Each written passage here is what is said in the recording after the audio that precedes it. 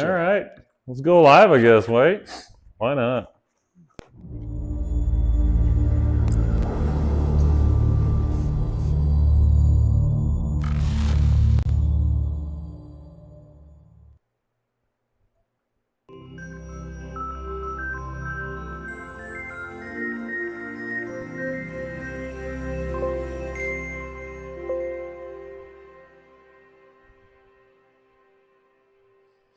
All units proceed to your post assignment. All units proceed to your post assignment.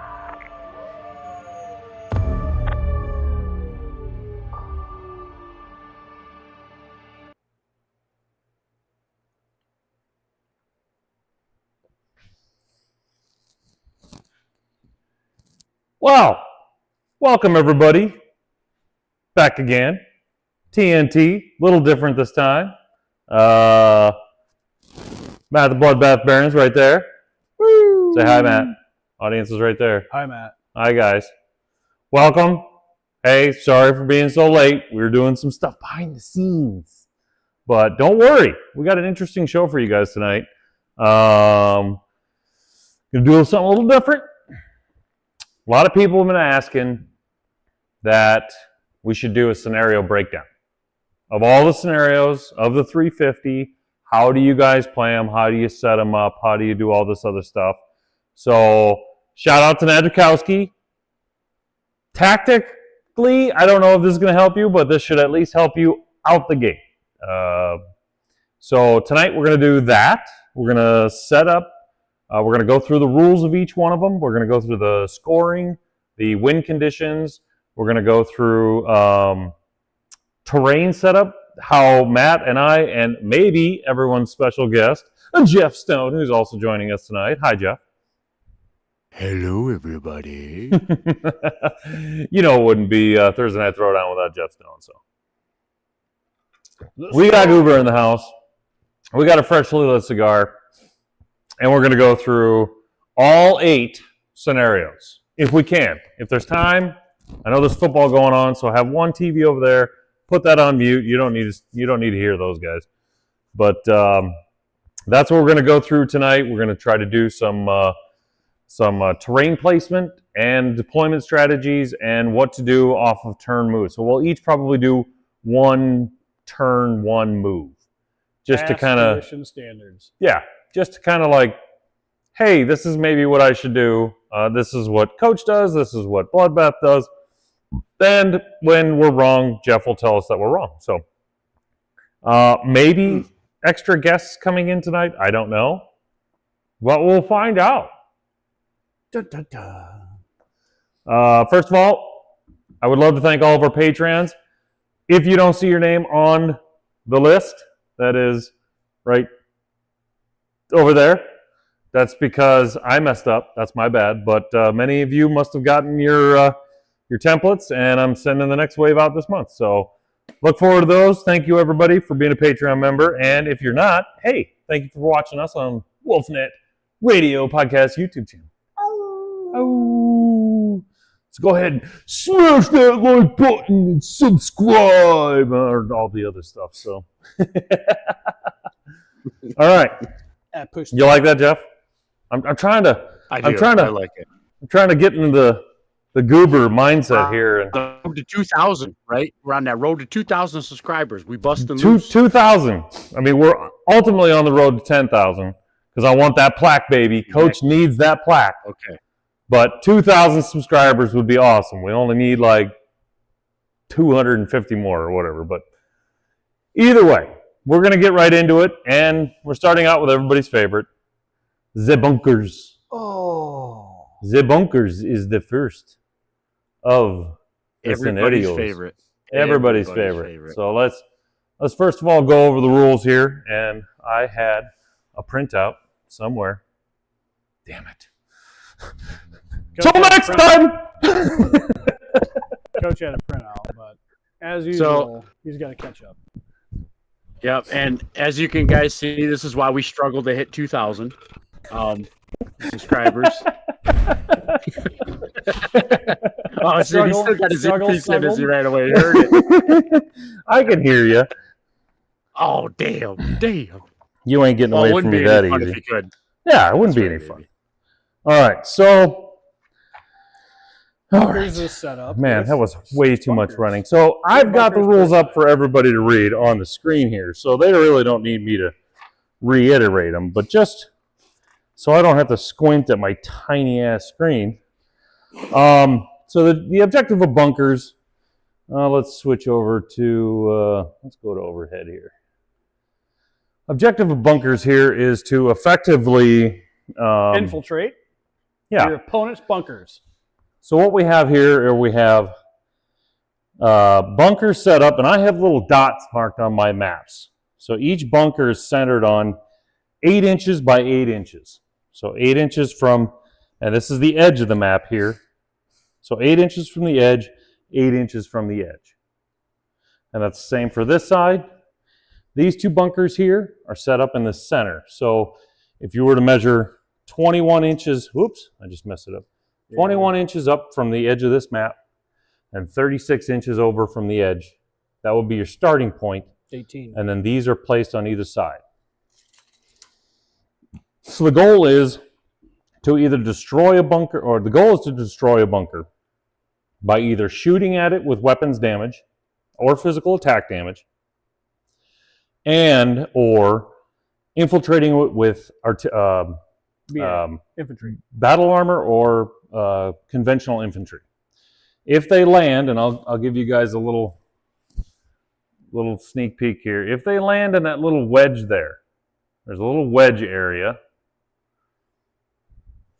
And I have a template here for those of you who just have the packet.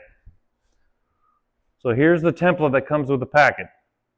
If they sit inside that wedge area and their base is next to the door, which is resembled by that little yellow rectangle, if they're base to base with that and they survive the round, then the next turn they will infiltrate into the base. Oh no, oh no. The camera's not working. That's going to be a bummer. So ultimately, you're trying to transport your battle armor or infantry to either these doors, or you're trying to line up a mech that is able to draw a line from your center of your base to any part of this door. If you can see that door, then you can shoot at it. Now, each one of these... Is there any type of weapons fire that isn't effective against a bunker? So, that's a good question. Let's throw up some of the rules here at the bottom. So, bunkers are immune to heat, indirect fire, and artillery damage. So, if you plan on doing any of those 3 damage, it will not affect it. It is a building. It is heat resistant. It is. It doesn't take damage from area of effect weapons like indirect fire or artillery, but any direct weapons fire, it will take damage of. Now, let's throw the scoring back up here. Each player gets 3 bunkers. I have my blue bunkers. Matt has his red bunkers over there. Oh, sorry. Can't really see that there. So these 3 are Matt's bunkers, and these 3 are my bunkers. I have to protect these. He has to protect those. I'm going for those over there. He's going for these over here. Usually we use D20s to place on top of each one, because each bunker has a hit point of 20 damage. If you do 20 points of damage to it, it's destroyed. Now, the nice thing about the battle armor and conventional infantry is if they are able to survive within the wedge next to the door, in the end phase, they will go inside the bunker. Then once they're inside, they can't get shot at. Nothing happens to them. So this is a good point here. Let's switch over to Matt here to get a nice view of it here. All right, so Matt has battle armor right here, and if he gets it here, and I am unable to destroy it, it will go inside the bunker. Now, we usually put the battle armor or inventory on top to indicate that it's inside the bunker. It cannot get shot at. Nothing can happen to it. After the end phase of the next round, so you go through one round, in the end phase, this battle armor will exit outside of the door, and it will have half of its movement. Hold on, make sure. It will have half of its movement, not sprinting, to move away from the bunker. Now let's see if I can pull that one up here. Roughly 4 inches for this Right type. there. During the end phase, step 2, battle armor and conventional infantry units are returned to the board, base-to-base contact with the yellow door portion of the template and grounded. Battle armor and conventional infantry units are allowed to use their, not half their movement, their full movement to get away from the template, because this template's going to explode during the end phase. So his battle armor has a 6-inch movement. It can move from here to 6 inches away, or 8 inches away, sorry. Now, in step 3, the bunker template is going to blow up. And it's going to deal 3 points of damage to anything either on top of or inside that bunker. Which means, so this is the template we use in the back of the book. For clear indication, I'll move this one out, I'll move this one in. The battle armor exits, is able to move its full movement, and then this will explode. You eliminate this, and anything on top of here, say I had a mech on top of the building in the end phase, that mech is going to take 3 points of damage. Coach, what would happen if that mech was blocking the exit vector for that battle armor? You trapped the battle armor. Very good question. So, say this is your situation. You were lucky enough to infiltrate the battle armor inside of the bunker. And I decided to do something like that. I put my mech in the template. Now, I am fully accepting the fact that my assault mech here is going to take 3 points of damage in the end phase. But this battle armor now has no place to move. So it cannot escape. There's no stacking rules here. It must exit through this door. It must get to this point here in order to use its movement. If this is the case,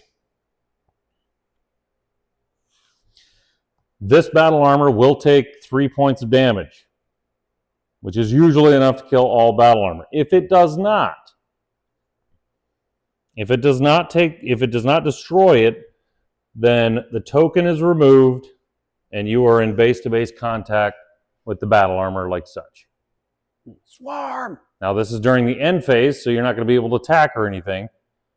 So the next turn would commence on. So that is an example of what would happen if a mech decided to take the 3 points of damage, but also at the same time, hopefully be able to destroy this battle armor here. I need to Will you technically be able to stand out just in front of the wedge so that you weren't on the template, but you'd still be able to block movement of the infantry, correct?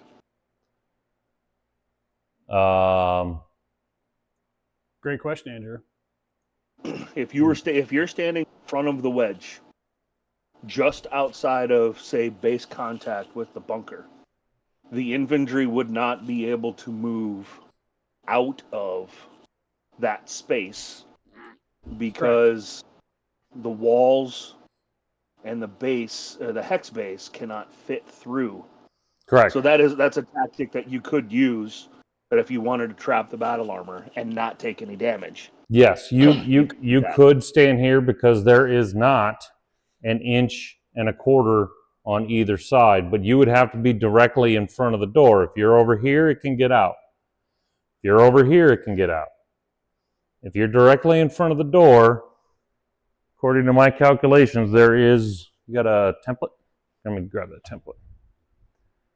This is a nice thing about these little templates here. This edge here of this template is 1 inch, and you need 1.25 inches, and that is not wide enough. So if you did not want to take any damage, you could stand parallel to the door, and this battle armor would not be able to move unless it can jump. Jumping, you'd still be able to. Yeah. Jumping, you'd still be able to get out. But if you are relying on foot movement, that battle armor is going to take 3 points of damage, and this mech is not going to take anything because it is not on the template. So there's a good example of don't get caught. In the way. Now, the good news is you destroyed a bunker, and that is 1 round's worth of shooting at it compared to multiple rounds of shooting at it compared to just 1 turn sending battle armor in that probably didn't cost you much. And but it will later. And it will later, but your battle armor or your infantry did their job. Now, a nice thing that you can do with if you do have another tactical maneuver here is, let's go back to the same situation. Usually you're going to have a transport that pulls up, and he's going to drop off your battle armor. Hopefully everybody can see that. Yep. Okay. So he's going to drop off your battle armor. Now, end of phase, this battle armor. Now don't forget, you can, at the end of the movement, not when you automatically do it, at the end of the movement, you can choose to take non-infantry cover out here. You're not locked in right after you move. You can do this. If I'm here, then you're probably going to want to take non-infantry cover. If nobody's here, then forget about it, and maybe he can shoot at somebody during the end phase. During the end phase, he goes in. This little guy, I would suggest stick around. Because if he's able to move back here, that will prevent me from, I can't block you now. Because you're able to move through your own unit penalty-free. Wouldn't you be able to mount as well in that situation? Even if you were, you would not. You were 3 inches away. Say you were 3 inches away from the door with the transport. As long as you move and have 2 inches left of movement, you can mount. Correct? Oh no, this is happening in the end phase. This is happening during the end phase. Bad. You're right. You would not be able to mount. You're only allowed to use movement. Mounting and dismounting is an action of the transported unit. Transport. You're right. So correct. You would not be able to do that. So there's a good example of a little bit of little trickery that can happen in the old, and we'll throw up the rules here once more. TTPs, techniques and procedures. Sorry. There we go. So just to go through the lists, we just explained bunker infiltration. The return base to base, the bunker template is destroyed afterwards. Doing 3 points of damage to anything within, even overlapping. If it's overlapping the bunker template, it takes 3 damage. It's not all or nothing. You can be half on, half off. So anyway, yeah, bunkers do not take heat, indirect fire, artillery. The edges, so for instance, let's go back to here. This white portion, of the template. Level 1. Is a level 1 elevation. The ground, the wedge, is 0. So if you're using templates like this and I'm here, I'm going to get partial cover from any fire coming this way. So just remember that. This outer portion, just this wedge portion here, Get that out of there. Just this wedge portion here is elevation 0. Everything else is elevation 1. Kind of. One thing you did not bring up though is, are you able to physical attack the door? Meaning, can I charge the door with a vehicle or do a physical attack with a mech or proto-mech or whatever units? We have. Yep, we brought that up. Yeah. Okay. Yeah. We Okay, covered my that bad. before you showed up. Yeah, I was a little You're- late, man. I'm you're a little sorry. late I'm to the sorry. party. Oh, we're glad you're here. Late to the party. More the merrier. Yeah. But thanks All right. for coming. baby. Just to go down a couple of other rules here. The bunkers are able to withstand any weight, so any mech can climb on top of them. Thank God I can stand on top of it. Yep. just Big boy. just because we had to add this rule in. Let's see, where is it? I got to get to it here. No, you cannot infiltrate or damage your own bunkers. Mario. So, just to put that out there, you are not allowed to do that. And a big thing is that bunkers are immobile, so they do get a -4 when you're shooting at them. So keep that in mind when you're doing your 2 hits. There's a -4 to hit a bunker. Yeah, why not? Scoring the bunker. Let's go back to scoring here. Let's get rid of you. Go back over there. Now, scoring a bunker, you get 1 objective point for every Opponent. 15 points of damage done to a bunker. Now, remember I said earlier, each bunker is worth 20 PV or 20 HP or CV is what construction value. Construction value. So if you destroy a bunker, that is only 1 objective point, but you are 5 on your way to your next.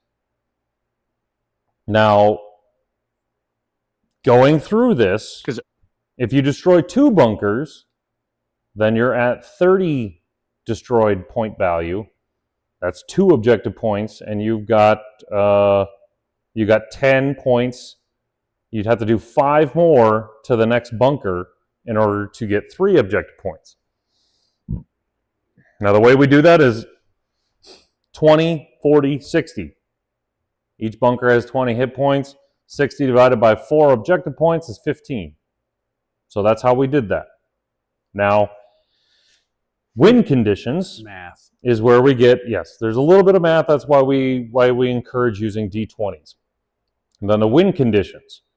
The first player to destroy all 3 bunkers wins the game. They have 4 objective points. If that does not happen and the game goes to time, the player who has the most objective points wins the game. Whoever has the most objective points. That is Damage. 15 bunker damage equals 1 objective point. If that is still tied, the player who destroyed the most bunkers wins the game. So if you did a spread out damage, spreadable damage, wording on that should be changed a little bit to say, instead of most bunkers destroyed, it should be most points against the bunkers. Right? Because you win if nobody has destroyed a bunker. no, because we're 1 point of damage. We're still and I do on 1 point of damage. I win. No, because if I destroyed 1 bunker, right, that's 20 points of damage. And you did 20 points of damage spread out among all the bunkers, I would win because I destroyed an entire bunker. Now, the next tie goes to whoever did the most damage to however many bunkers. Correct. Yeah. So So if you both destroyed 1 bunker, who has the most additional points against the bunkers, damage points? CV. correct. Yep. Correct. So if you are ending up in a game and nobody has done any bunker damage to anything, Hey, you best and start. you have a pot shot at one, shoot the bunker. Shoot that shit. Because you will win the game on an objective win. which we've seen time and time again. Yes. Oh, we're out of time. Shoot it stuff! It has happened often and many times, but just remember to do that. Yeah, this is one of the scenarios that MOV won't play a tiebreaker in the win condition, right? It will eventually. It will eventually. If you're tied, if you're tied all the way through, that's the last It's tiebreaker. the last thing, like it is on every scenario. Yeah, but this is one of those where. Yeah, go ahead. If you're tied after 5 tiebreakers, then I think we go to the batch hall, which is literally arm wrestling, best of 3, paper rock scissors. I'd rather do arm wrestling or a dice roll. I can't remember. I think it's circle of equals. I think it might be I think we added paper rock scissors just to be funny and cute. So yeah. But this is one of those you can get 1 objective point by doing just 5 points to each bunker, right? Yes. Hey, you could walk away with an objective turn 1 if somehow you were able to do stuff like that, right? That's even a thing. So yeah, like I tell people, we were testing this out Tuesday. Yeah, if you can't shoot a mech, and even if you can shoot a mech, think about shooting a bunker, because the bunkers matter out to 2 tiebreaker conditions. Correct. This game matters a lot when it comes down to bunkers. To the objective. All right, so we've gone through the rules, and Matt and I are gonna do a little just kind of a turn 0 kind of a thing where we're gonna set up terrain. I got a 10. Mine Aries. 8. You take it. I got terrain. Matt will win initiative. Check. Just so everybody understands that. Now, check a hole. Check a hole. What I like to do, and which is a generally good idea, that's a Tommy move, is to split the bunkers. Any type of terrain. You don't want someone over here to be able to shoot the door over here. In defense of your bunkers. So I generally like to put a large piece of terrain right in the middle of my 2 bunkers that I'm trying to protect. Because Matt and I have been on the serving end of way too many testing games where iron hold battle armor were able to infiltrate a bunker and then do 10 points of damage to another bunker. Thanks, Tommy. Okay, so now it's tricky. Because I'm starting to mirror your positioning. Because I also want to, if I can, you can do this. Putting the center bunkers on top of a level 1 to thwart off my vehicles. Get your tape measure? Sure do. Where's yours? No, it's in my case here that I haven't gotten out yet. Get it out. Always nice to double check your measurements. Don't you need to have 2 inches in front of that? I need to be able to, so this is the staircase rule of the deal. I need to basically have, do I need 2 inches on that? Because the edge is next to the... I think you do. Otherwise, how am I going to get up there? Well, you can get up because this is a level 0. You can get into it, but I think the rule has 2 inches. Oh, I have to. You're right. Andrew's correct. You get that shit out of there. So I'm just doing that so you guys can pick up on the errors of my ways. So the reason we couldn't do that here, and we'll get up close here. The reason we're not allowed to put a bunker on the edge like that is because if I have a transport unit that comes up, I cannot drop battle armor and elevation up. Nope. Now the whole point of this game is to have, I need to get this bad boy, like, we're going to use this as close up. Come a little bit closer. This is the Blair Witch camera portion of the show. Yeah, this is the Blair Witch portion of the camera. So my transport wants to get close enough to get him into this door. Well, I can't do that if this is right on the edge. So this is the reason why we have the 2-inch staircase rule. To where now I'm able to put my transport up here. Now this is I've got clear hexes, so this is a bad idea Wonky. here. So now I can put my transport here and base my battle armor next to it. So in the bunker situation, now this is the only situation this comes into play, the staircase rule, is you have to have 2 inches of area on an elevated hill in order to allow this transaction to happen. So what I just did would have been illegal. You got to call those people out. They can't do that. So instead, I'm going to Read the packet. read the rules. I'm gonna give him a. I know that's asking a lot, but you'll be better off if I'm gonna go for a narrow RTFC. a narrow pathway here, because if he wants to come through here like this, I already plan on most likely deploying an assault mech here so I can get cover, but also be able to cover this little throat right there. Throat? Bottleneck. Bottleneck, throat, passageway, Hallway of tight death. space. Hallway of death.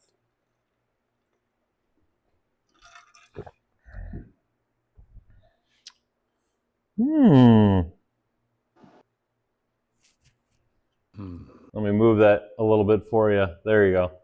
Remember, 2 inches from all terrain on the ground level. Now, why'd you place that there? I can already tell everybody tonight, we are not going to get through all the scenarios. Because multiple level 2s right there give me the ability to hide my transports with cover and still be around to survive, to pick up troopies that come out of the bunkers at the closest range of the first bunker. All right. And transition to the next bunker. I forget I have a chat here. It's Corey's nice. in here. Can you stack the levels of the BU kernel goes on? It's nice when you can transition Bunkers. from bunker to bunker with cover in between, to transition with cover. Gotcha. To answer your question, 2-inch staircase. Yep, Yeah, as long as there's a 2-inch staircase, and it can't be, you can't have,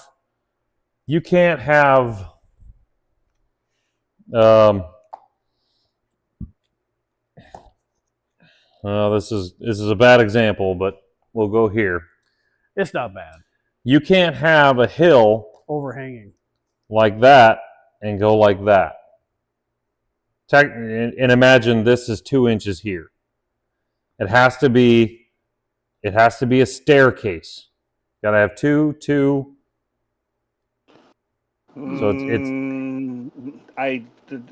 the staircase exists when you put it up against the edge. Put the hill back up against the edge. The staircase exists. No, because you have to allow ground vehicles, because ground vehicles you can't. still can from the side. Oh, You yes. still can from the Okay, side. here to here. Yeah, it Yeah. just has to exist somewhere on the low terrain, right? For instance, this, say I had 2 hills, That you can't do. this No-go. you can't do. Where I have to be able, in order to place it, I have to be able to get a ground vehicle, because ground vehicles cannot traverse 2 elevations at one time. I have to be able to get a ground vehicle up. So those are the restrictions on terrain placement when specifically playing bunkers.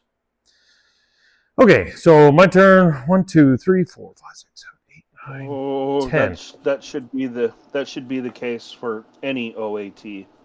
all ground vehicles need to be able to access every OAT that's on. You can't restrict. You Can't restrict an objective, right? Because it takes By it gives movement the type. opponent an advantage. Oh, right into the fan. Well, it's a good thing this is my ash board. just add texture. There's a tornado. I was like, who the hell said fuck? Oh, fudge. I had a good ash going on that cigar, and it just fell right on my table. Damn it. Missed opportunity. All right, so what I'm going to do next is this one's out, right? Oh, this one's in. 1, 2, 3, 4, 5, 6, 7, 8, 9, 10. Whichever. Yep. And the one thing you guys will notice with the bunkers map is due to the fact that we have buildings, it will feel a bit more cluttered than a normal terrain board. Correct, because you're adding 6 more areas. Yeah, kind of smaller terrains, as it were. I'm going to do this. Small. Do that. And one thing that, we talk about 2 inches away, the 2-inch rule does not apply to board edge. So that's why you can place kind of closer. Just home edge. You're not allowed to place any. Oh. You're not allowed to place any terrain Can't put within this 2 inches of my deployment zone. Oh, snap. I So might have right did here. that wrong Tuesday. Oops. That is the max. That's the max rule. That's the max rule, yes. Just for some people who are wondering why would you do that, somebody, Max, would place like a building right here in his deployment zone, and then he would put like an annihilator on top of a building because it's in his deployment zone and he could technically deploy it there. It couldn't. Awesome, actually. It couldn't move anywhere for the rest of the game. I couldn't get But up it top didn't there need either. to. But Exactly. it didn't need to. I'm going to stand still and shoot every goddamn That was thing. called the Overwatch position. It doesn't just suddenly appear out of the sky and So we got one Perk. question. Does the staircase rule come into effect even without a note? I believe the answer is yes. You still have to be able to access terrain that is placed, if I'm not mistaken, right? No, you can stack up. You can stack up terrain, however you like. The staircase only comes into play when If there's an when an involved. objective is involved, because all units need to be able to access The objective. Okay. So if you have two of the smaller hills, like for instance the hill that Matt has deployed between his 2 bunkers and the small hill to the bottom of the bunkers, he could stack those 2 up if they would fit. That would be fine. That would be an okay deployment. Perfect. All right, so I'm I'm going going to to keep let. track of some of the questions in chat. Yeah, as we go. Yeah, me. That's what I'm trying to do too. your placement, coach. I'm going to explain why I put this here, and I'm going to hopefully try to give everybody a good. Oh, that ain't gonna. Blair cam. All right. So the reason I put this piece here is because if you don't know me, I like to play VTOLs. And you are allowed, fuck it, I'm going to get my tape measure out. You are allowed to pre-measure distances on terrain. So before I place that, I would have measured, to here. Now that's 25 inches from the map edge. It's 23 inches from my deployment zone. Usually my VTOLs carry 24 inches. So what I want to do is I want to be able to get to here with my Kestrel, and I want to be able to hide. I want to be able to hide in this little zone right here. And I brought the wrong army for this, but I want to hide right here.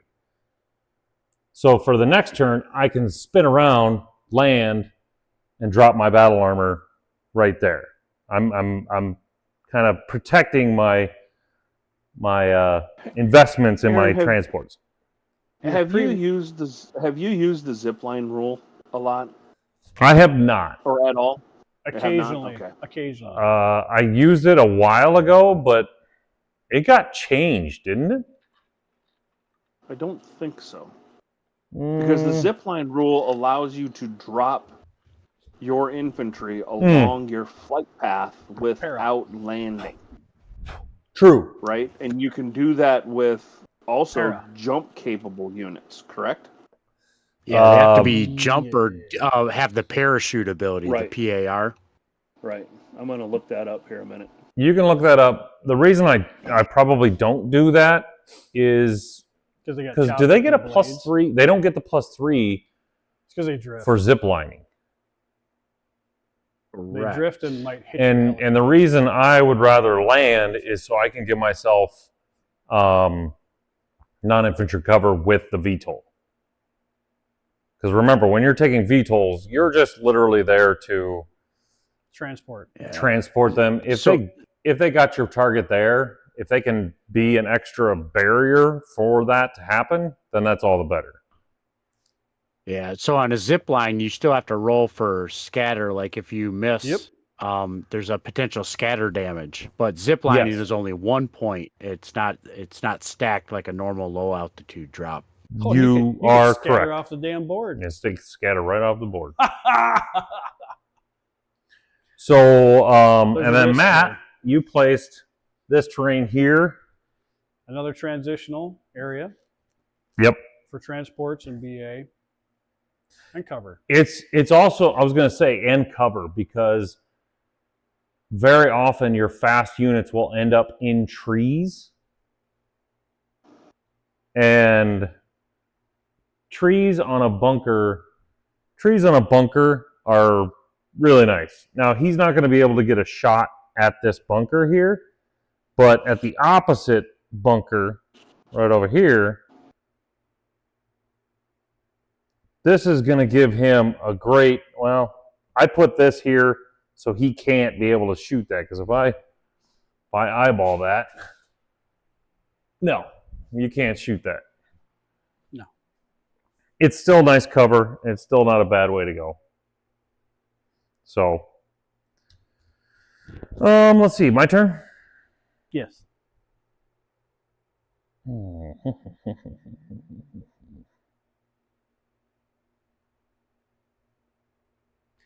We're going to need that one. I think I'm going to keep the lanes where my fire lane right here. If he comes into these two fire lanes, I'm well equipped.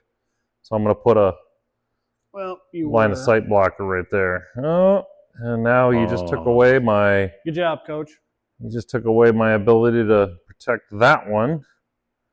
So you'll 1, have 2, to, 3, 4, move 5, up to that 6, level 2. 2, 4, 6, 7, 8, 9. Why did I count wrong? 1, 2, 3, 4, 5, 6, 7, 8, 9, 10. We're right. Okay. So for me, I'm gonna want to maybe. For those of you watching at home, that was an excellent place of terrain by Mr. Bloodbath. Thank you, Jeff. I did it for you. I am always impressed, sir. Always impressed. I'm going to go there just for. Terrain is not one of my weak suits. I'm going to go there just for the hopeful fact that if I can get a unit in these trees, I have a shot right here at this bunker. So I'll get cover here. I mean, I'm not going to get much to that one over there. But if I can get someone here, maybe a decent mover, probably a TMM4 that does 2 or 3 damage, at least I can sit here and hop back and forth and still get a couple of shots there. Yeah. Coach, and just so for the folks at home, if you can put that, I believe that was a quick draw right back where he was. Can you explain why you have shots to that bunker and not the bunker that he technically is more in line with over there? So let's try to get try to get a. Okay, we're gonna go Blair Witch here now. Calm down, everybody. Ooh, this will be great. I should just handheld Take your Dramamine, baby. Here it comes. Okay, so on this angle, I can't really hit that door. Now we're using. So you have to be within the V, right? Even though you technically can see the door, you're outside the V. I can see the top of the door, sure, and this is a 3D printed model kind of a deal. But if my laser line doesn't hit the door, you know, so if we replace that with the template, so just replace the. Oh, let's get the Johnson out. There we go. Yes, So we go above, and can't really see it, but that line intersects the edge of that wall. yeah. Just You almost barely. have to treat that 3D printed wall that even though it's at an angle, it's a full 1 level high as well. So if it catches the wall, you can't see it. So hence, Well, yep. I'll let Andrew answer that one. Reserve the right to be wrong, right? Reserve the right to be wrong. I made a ruling, but I'm most likely wrong. So, but over here,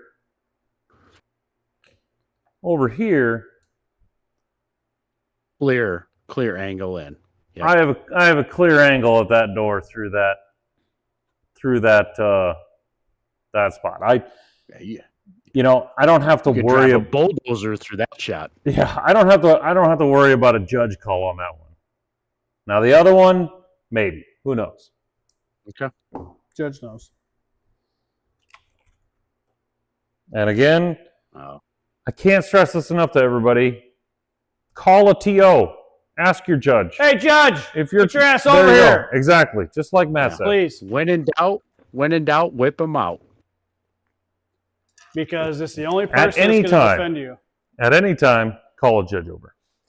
All right, Matt, you got one last Hurrah. 1, 2, 3, 4, 5, 6, 7, 8, 9. No. You want to rock? Why or- can't I count? 1, 2, 3, 4, 5, 6, 7, 8, 9, 10. I do get the last set. Does that include this one? I don't think so. Math is hard. Math is hard. 3, 4, 5, 6, 7, 8, 9, 10. There's the 10th piece. That's right. Should we do some dickery? What's an extra piece of terrain between friends? Well, some people might ask, it's like, is that too beneficial to get the last place terrain and initiative? And I will tell you that in this game, unless your terrain game is like on another level, it is very beneficial to set the first piece of terrain. It's not Yes. Yeah, a game it's better breaker. than first turn initiative. Yes, Yeah, it's not a game for breaker, sure. but you do get to set like if you lose terrain, you do get to set the last piece of terrain, and you get to have initiative. So, First terrain usually. But I will has say more if- effect. Yeah, if you win the roll, always take first terrain placement. Work on your terrain game. It'll help. it does depend on scenario. Yes. Like there are scenarios where it I is wanna very move first. beneficial to be the first one that moves. Like I capture am- the flag Never. or domination. Oh yes. Oh yes. That's Capture- that's a never for me. Oh, capture the flag. Okay. In my experience, is one of those where you can sacrifice the first terrain move to get that first. Because you can First put move. pressure on your opponent by getting on OATs first. Hold the line. Hold the line is also. different strokes for different folks. Well, I think let me- we'll debate let me that as ask you. those scenarios come up, right? Let me ask you, once we get to hold the line, and we'll get to hold the line, maybe we'll do hold the line next. Would you rather move first or set the first piece of terrain? Because if you got a 36-inch mover Like this guy or this guy. Like a locust. or Or a a lasher. locust, you can get to that first objective. We're getting off topic because here, remember, but hold the line. It's sprint. Yeah, but we'll reserve the right to debate that later. there you go. Oh, I like it. I don't need to sprint anymore. Not with harassers. Oh, we don't need that But I anymore. do Yeah. need to survive. All right. So our terrain is set. This is true. Our terrain is set. I will say. Let's do deployment. Oh no. I got a 9. And then Same. Reroll. Now, I don't think we have. Same. Reroll. Oh, we reroll. All right. 5. I don't think we have. I think I generally have an idea what Coach took it with 6. my bunkers list is. So we'll just. We didn't come prepared for this. This is something I just came up with. I brought my Gen Con. That we're going to do a kind of a turn 1-0 kind of a thing. But I do have an idea of what I'm allowed to bring. So we'll do that. I'm pretty sure I can bring. Pretty sure I can put him in here as well. So. Yuck. And we'll go through. I've got. We'll go handheld cam here a second. Now I apologize because I brought my stupid Ryokan list that is not great in contrast, but we'll see if we can't Blair Witch this baby up and give you guys a taste of what I'm bringing. So I do have a Rakura Kubi and a Spider, both a 20-inch and a 20J. I got 2 Kestrels paired up with 2 Kage battle armors. Kage! I got a Tenshi and a Shiro. Now, I'm not sure I can bring the Shiro. That's a little too much. I think I have to put in my You gotta bring it 2. Hitomo Zuma or whatever he's called. But just to go through, I have 2 battle armor. I got 2 transports. I got 2 fast movers. And then I've got my goalies is basically what I got. Now, he moves a little faster, so he can kind of move in and out of either side. But this guy, unfortunately, Matt put these 2 pieces of terrain right in my way here. To F you up. So he's going to have to choose a side. Yeah, you shouldn't have gloated about your big piece of terrain. I should not have gloated about my big piece of terrain. Sometimes your if we were going to do a contest, I would say probably Matt won this terrain contest. He did what I needed to do with this small hill. I took the big hill, and we'll see. I clustered your. We'll see what happens there. Looks like Matt's got the initial advantage to Matt. Yeah, I'm going to go probably initial advantage with Matt as well. Matt looks like he's got the same thing. He's got 2 transports, 2 battle armor. He went with a little more of a fast mover. Fast mover. Ooh, is that Scarabus? That's that Scarabus with ooh, nice. TSM. And I've got him. Is that? Here's another trick in the trade. Oh, trick of the trade. Make sure your TSM is already hot 1 heat when you get on the board. Don't forget to get them your extra TSM inches activated. Yeah. Don't forget them extra inches. Start your TSM mechs hot. They are allowed to do that. A very fast. Formation quick movement. draw, Yes. a very Answer the fast question we argued with trebuchet, Matt and a about front goalkeeper of load. Do you Tempest. have to move the full 5-unit lance? You can. What? I think you're thinking of Epic. Yeah, Corey, I think you're thinking of Epic. We That's with Alpha Strike 350, we do not move in formations. This is single individual units move. Did I lose? You won initiative. You chose terrain, so I have to. Well, did I lose deployment? You won by 1 on deployment. So you I deploy have to first. Deploy first.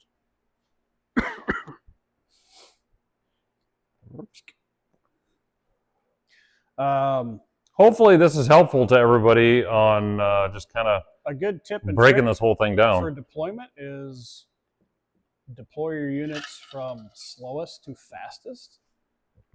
Yeah. I generally deploy where my heavier units are going to deploy first, just because I either know right off the bat where they're going to go, because they don't have a lot of flexibility to move left or right.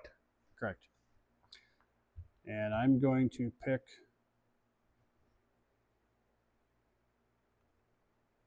just thinking out of my head here.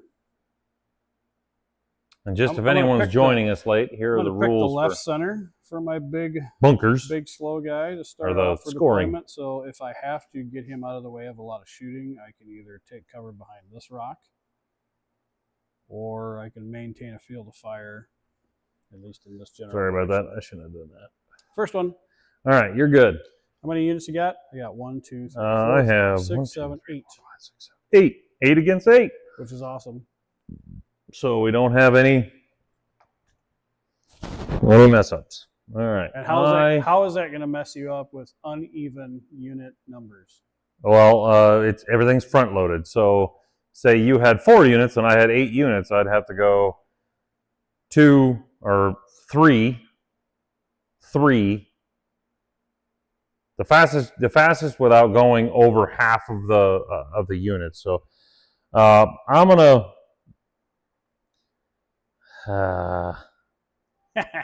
Here's the mind meld. I'm probably gonna go here with my Tenchi, just for the fact that I want to show you guys kind of where I'm looking at here. There's a nice little cove here that I can get him here. Now, unfortunately, that's going to block me from everything over there. But I'll just let you know right now that I'm probably gonna stack this side With fast because he's a formidable foe. If he can get into this alcove here, I'll have cover. I'll be able to block this bunker here. And then I'll probably load this side up with protection. Nice. Ooh, Nice push. that's another good thing. If you're starting your slow movers and you want to protect a bunker, if you're too far away, it's already too late. Like I did with this Tempest, that was a mistake. How do you deploy, Jeff? You got any kind of overarching with? Do you usually do heavy units first? Yeah, at least, kind of setting some of the deterrent, right? To kind of see what he does before I would place my offensive force, right? I start with a little more of the defensive actions, making him think a little bit. And then especially if I have one placement initiative, I really want to send, that one guy that can maybe get that middle bunker turn 1, right? Save him to last to see if he's going to allow me that chance, right? Right. And yeah. you have more flexibility with your fast movers. Yep. And Because at worst, I could always tuck and hide them. And when you're setting up your units for high speed, if you have terrain in your way, you just lost inches of movement that you could have saved and gotten that last couple inches to where you need to be.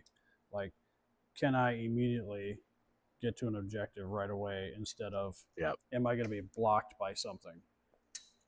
Yep. And one thing that too, as you're always placing, or especially if you guys go like we go into that first turn move, don't forget, it's always good table manners, like, hey, here's my intent, too, so that there's a cut down on, hey, my intent is to have partial. Would you agree if I move here, right? To cut down on, I would say, judge calls the following turn of, right. I did this because clear it with your opponent, make sure he's good with it. And it cuts down on judge calls and, honestly, really, issues sometimes, where I'll say, hey, yeah, I get it. It doesn't really, it doesn't fit perfectly, but I love the intent. Let's just call it good, right? Just kind of good table etiquette, right? Gamer. Correct. Yep. If you declare your intent for something, it's harder for that person to argue against. I mean, obviously, a judge is going to be like, well, did he declare, intent? And if the other person's going to be a fucking dick, which, hey, rule number 2, don't be a dick. Don't be a dick, yeah. This comes on dickitude, right? This reduces the potential for dickedness. And believe me, TOs can sniff out dicks, because if you're getting multiple calls and you're like, I declared intent, and the other guy's like on his third turn, be like, you didn't declare anything. I'm going to be like, this is the third time I've been over here for intent calls. Yeah, we can smell that shit like Axe body spray. Yeah, exactly. We can smell it. So what I did is I deployed my Kozo here. I do have a little bit of free reign in this kind of portion here. So he's also starting 1 hot. Good job. That's your intent. I got TSM on that bad boy too. So I'm going to pick myself up from 8 inches to 10 inches, and he can move through those lanes. Matt decided to Put my trebuchet. deploy his trebuchet kind of along that side. Looks like he's going to do kind of similar ideas as what... Since he's putting his fast movers on my left flank, I'm going to counter with my fast movers on the right flank. So when they intercept his fast movers on the left, I can immediately get partial cover and shoot you in the open. That's what you think. Well, initially, till we react to each other, yep. I know your plans now. No. Yeah, and I think that's that high move trebuchet, right? If I'm not mistaken. That's no regular trebuchet. Yeah, that's the 9R. It moves 18 inches. Yeah, that's a surprise trebuchet, baby. Just like the quick draw 9G, which is a 16-inch mover. Because my Rakura Kubi does not have jump jets, I'm going to put him on this side as well. There's just a lot more open terrain over here for me to either a sprint or I did place some cover over here. This was my placement, but he also put this thing here, so I can use that. Use your opponent's terrain placement if you can. On bunkers, if you're able to sprint and not get shot at, do that. The faster you can get on their side, the more chaos you're going to sow. But do it safely. Don't just rush out your 20-inch 40 PV light mech that does some serious damage. Don't just sacrifice them. That's 40 PV worth of stuff. You don't want to do that. And I'm going to put my Scarabus with TSM activated at he's one hot. He's basically going to do the same thing. Who gets 20 to 22 inches down. So we're just going to have a good old fashioned gum up coach's movement. Light mech battle off here, which looks like fun.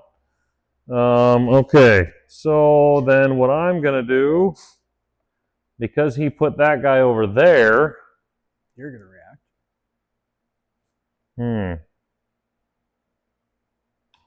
So I'll drop a little bit of humor. Speaking of sprinting units that cost a lot of points, definitely don't sprint a 66-point Atlas C Skill 3 on the King of the Hill if you know your opponent can do the full 18 points of damage to wipe that sumbitch. I may have done that. I'm just saying it may have happened.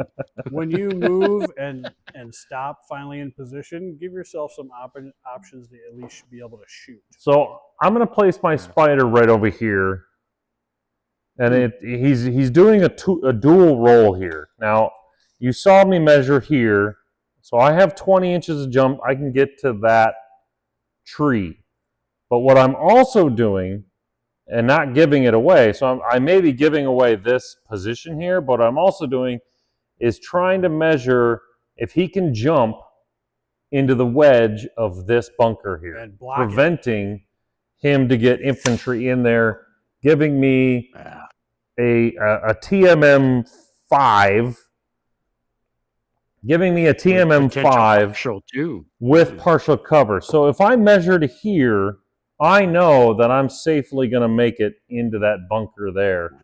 So you're not giving away full tactics like if we were playing an actual game. Yeah, you kind of deceptively measure somewhere else as a reference point. And I'd like to do that a lot. I like to deceptively measure places, and it's a little deal. And then I spatially aware myself, like, okay, I can go here, or I can go behind this hill. Or if I need to, I can make it to the tip of these trees. I can't. I don't think I'm going to make it. I mean, if I needed to, I could jump behind the spire. But I'm going to do enough on this side of the table that I don't need to. These are my two spots that I want to concentrate on with my spider, because he jumps 20 inches. So one of the big things that really kind of comes here is not only know your cards. Make sure you understand your opponent's cards, right? Because that movement may surprise you if you don't understand what he's playing with. Very correct. Very correct. I think that's one of the biggest mistakes people make is taking 3 minutes at the start of the game after you are deployed your cards are open. Yeah. Meaning I can ask to see any or all of my opponent's cards. And I think it is extremely beneficial to take the 3 minutes that if you don't know what is across the table from you, take a look at and be aware of what are the things that move very fast. Like somebody said earlier in the stream, the things that have the biggest impact are the things that move the fastest. Yes. Well, and Matt's got that great list where normally you think a trebuchet, I don't have to worry about that thing moving, but that's that one. That's right? So that's the one where you want to take ask. anything for granted. Yeah. You want to ask, how fast does that trebuchet move? Now, I already know because I've played this list before. I know those are harassers on his side. They move very fast. So I'll tuck this one in behind the bunker so that hopefully he forgets it's there. And that is a real thing with Alpha Strike. It does happen. 3D terrain, you forget where shit is. Your opponent forgets about something tiny behind a little piece of cover. It can disappear from their line of sight, and they forget about it till like the last. Till they got to move. Oh no! It popped out of nowhere. And the worst part about that is when you forget that you have hidden a unit. I'll move my fire moth way over here behind a building, and I'll forget about it for 2 turns. Pro tip, everyone: turn your card sideways or do something where you know you moved all of your units. Forget about your own units. It's fine if your opponent does. You can hide shit very well. And you can out-juke yourself. You can out-juke yourself. That is something that I have done since the beginning. Is I tap my cards. Yep. While moving. Solid. And also while shooting. Yes. All right. Shooting is even more important. So I'm not going to make it any. There's no allusion to what I was going to do here. I was already going to put one of my fast movers on this side because I specifically put that piece of terrain over there so I could hide. Yeah. Now, I do know that his trebuchet moves very fast. So if these are one of the last guys I'm going to move. These VTOLs are one of the last guys I move. So I'm gonna use him to go up the side and keep him honest. Make sure he keeps everybody, not everybody over there, but some people over there. Keep me defensive on the ropes. Yeah. So we're gonna go with that route with that VTOL. Now I do not need to load my battle armor yet because it is still an independent unit right now. I will load Now see, set of BA. This is a smart move on Matt because he's saving his last harasser from getting put on the board. Yep. As a basically initiative sync to see where he's going to put the next one. So I'm going to sacrifice kind of the initiative of deploying this BA on this harasser, which I'll just drop it right on the harasser. Right on the card. In this situation, it is fruitless because I'm going to do the same thing and just deploy my battle armor inside my VTOL. Which is fine. Which means it's Matt's next turn to deploy the other harasser. Now, where are you going to go with it, though? Oh, shit. Okay. I don't like that. Which is setting the fast units heavy on my left flank. I don't like that at all. Which I knew it wouldn't because okay. They can still do damage. So my thought process right now with where Matt has put that harasser means that he's going to try to overload one side. Now, granted, they're fucking harassers and they can move 36 inches? 36, and so they can still do 2-2. They can go anywhere on the board they want to. But now I'm stuck with, do I want to overload a side of the board? Or do I want to stick with my original plan, which was to have a VTOL on either side with battle armor to give myself options? Now you're one fast short on the other side. Now I want to think. Ooh, hey diddle diddle right up the middle. There you go. Wasn't expecting that. Problem is I don't have enough room to land. Sure you do. They're 24-inch movers, Oh, with your distance? and it takes 2 inches to. Oh, I do have. You can scooch in a little bit. But by the that problem end, is, so right now I'm measuring this out. And with my 2-inch deployment area, past his bunker in the middle, I have 24 inches to the end of my tape. The problem is I don't have enough room to drop battle armor if I land. Just, you have to think in a three-dimensional view with a VTOL. You got to think about how you land, because if you can't fit him in. What elevation are you starting at? Now, here's the other thing. My battle armor can move after they are deployed. They get half-inch movement, and they are jumpers. Half. So if I'm going to measure that out again, half movement, not half. I definitely have enough. So I am going to go for broke. Which is fun. Because I think I'm going to go for broke. And I'm going to deploy. Ooh, but I can't fly over that level 1 hill. That was my next question. Can you? I can't fly over that level 1 hill. Otherwise, I would be landed.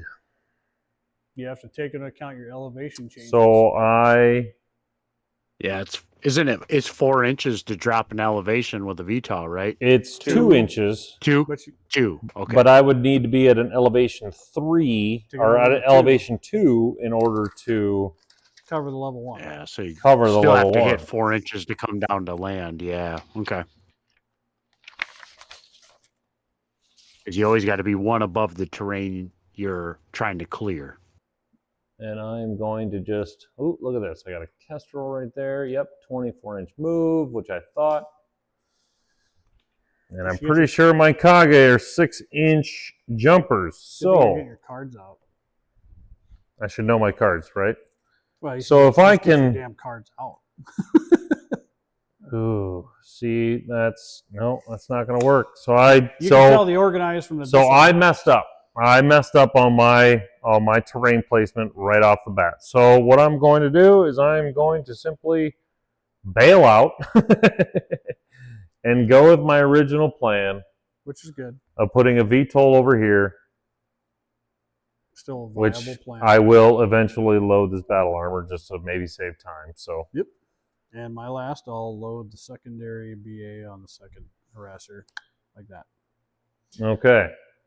So And we're keep, set. Keep these BA on the harasser card, so I remember to remove them when I deploy them out of the harasser, or dismount them. Just sorry. keep track of what I have. Okay. Should we do one round of moving just to see how it runs out? Absolutely. All right, let's do one round of moving. Clearly, we are not going to get through all 8 scenarios tonight. So no, we're gonna lucky. But I think we'll do this one. Hey, we'll leave it up to the chat. What if we just do one? Goober, you keep track of how many people. Which scenario should we do next? Whoa. Should we give them options? Why not do one scenario explanation and run through it? No. We'll just do the first movement and then we'll cut it off there. Chat. The options are hold the line, capture the flag, or domination. Those are your 3 choices. I don't know how to do a poll in the chat, so domination, hold the line, or capture the flag. All right. So while we're waiting for that, why don't I move first since I lost initiative? You actually won initiative because I won terrain. So I have to move first. You won initiative for terrain. Which means you automatically win the first turn initiative. Which means I have to. Which means I move first. No. If you won initiative, I move first, shoot first. Correct.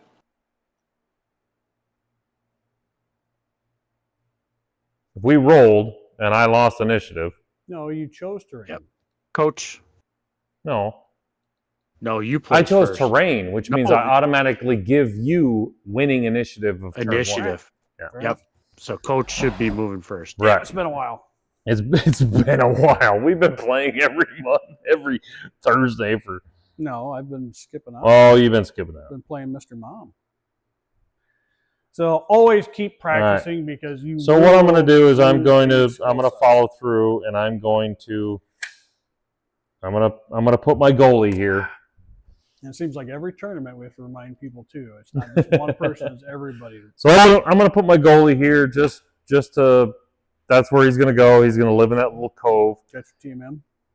Next one, I might move up to this hill just to gain the supremacy again, but it's going to take me a while. Yeah. Well, I'm not going to worry about TMM. Okay. We're just doing movement, and we'll go after it, and we'll. Look at this big sucker. 8 inches.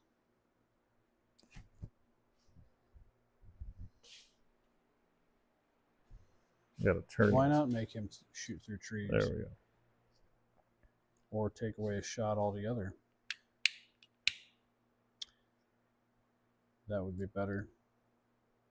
So I'm going to shift my Tempest left flank towards my bunker as a possible blocker of the second turn, and take the shooting solution of his goalie. Can we go more top of the whole map since we're moving? Yep. Sorry, that's my bad. This guy there. Just check. Perfect. We'll go Blair Witch.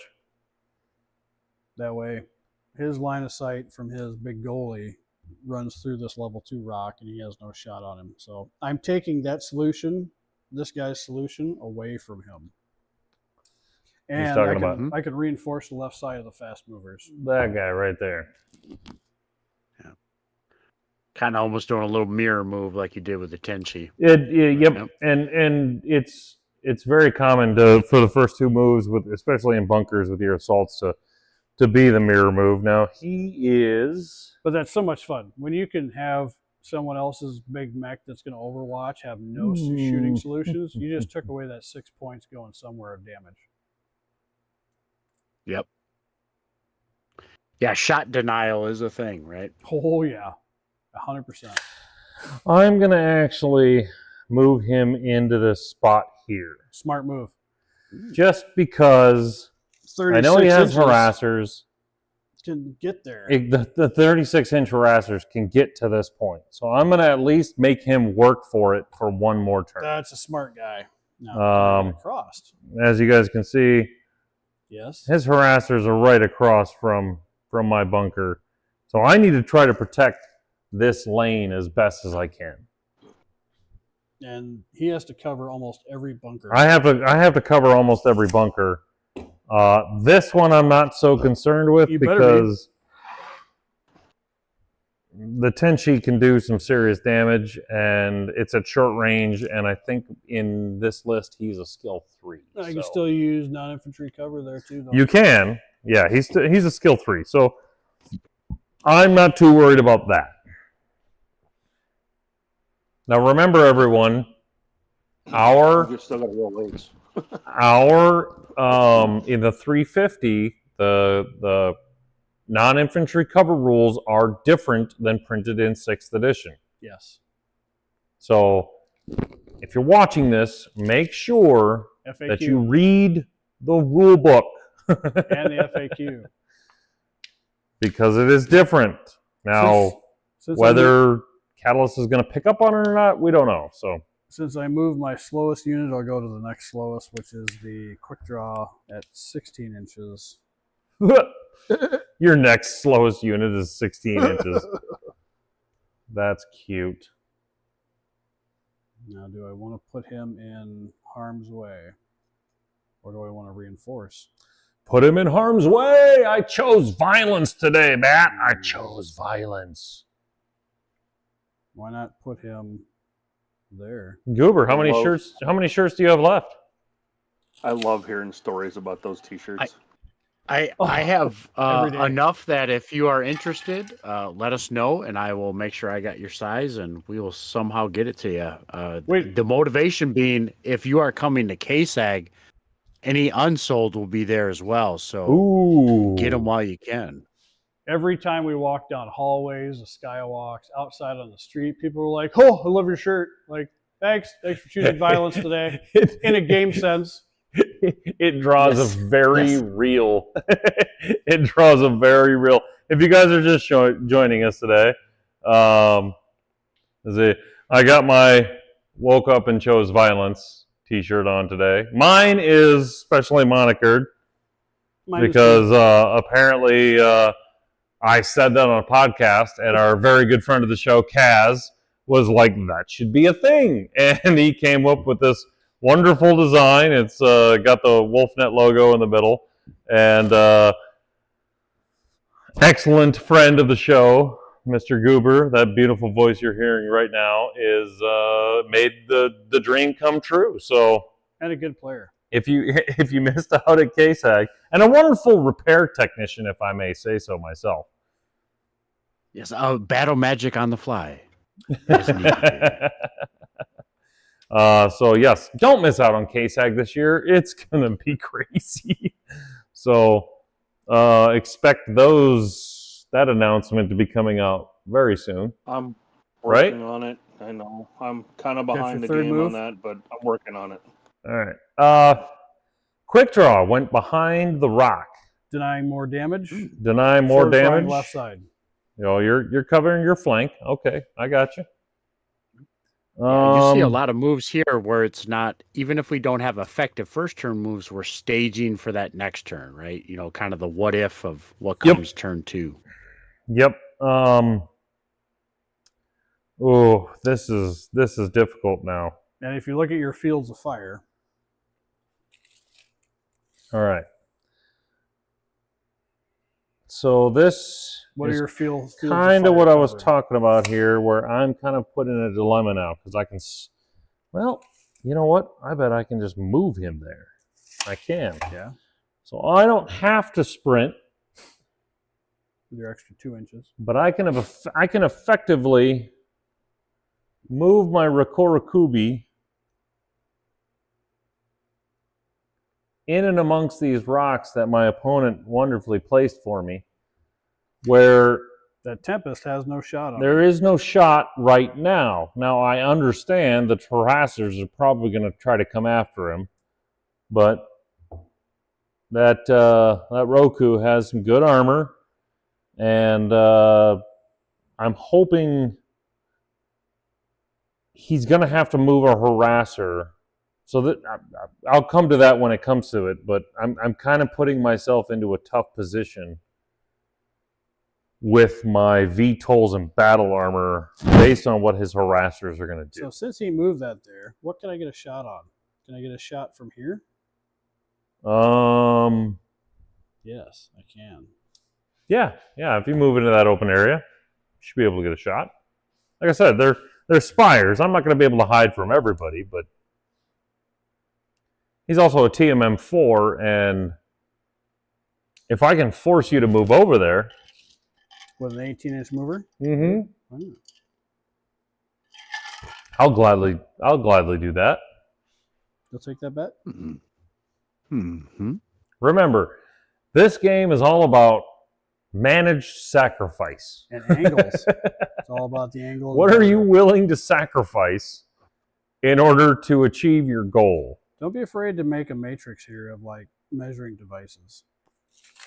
If I lose the Rakurakubi, but he takes 5 or 6 shots at him with 3 mechs, that means he's not shooting at the important stuff right now. Is I going to have a shot against that or that? No, you got shots, I think, either way. Yeah. Yep. All right. Now I have to come down to decision time because I have 1 spider left, which I already told where I wanted him to go. And it's actually not a bad idea because I can put him, he put his guy out in the middle. And let's just go ahead and take advantage of that. Yep. Which is good bait. So put a guy. I put my spider here. I'm going to get partial cover. He's got his trebuchet out in the open, and he moved his trebuchet there to get a shot on my Rakurakubi. So right now I've got 2 firing solutions at his trebuchet right now. I got 3 technically. Well, 4 if I want to go through the trees. So right now I could try to put some hurt on that trebuchet right over there.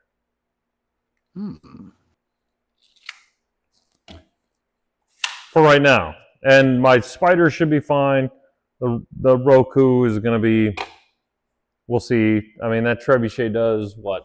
It only does 3 damage at medium. I'm okay. 5 will overheat. I'm all right. I'm okay. Look at him. Look at him shedding off your trebuchet already. He's daring you to shoot his shit. What are we going to do Daring with him. Scarabus?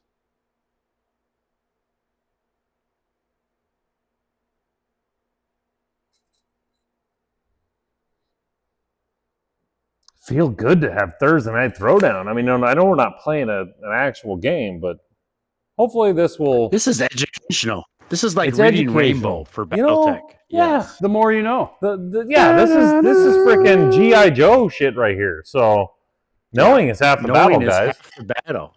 Oh, I like that. I'll throw the Scarabus We over do have here. to change it so we don't copy, infringe on the carpet. Knowing is Knowing 2/5 is of the battle. knowing is most of the battle.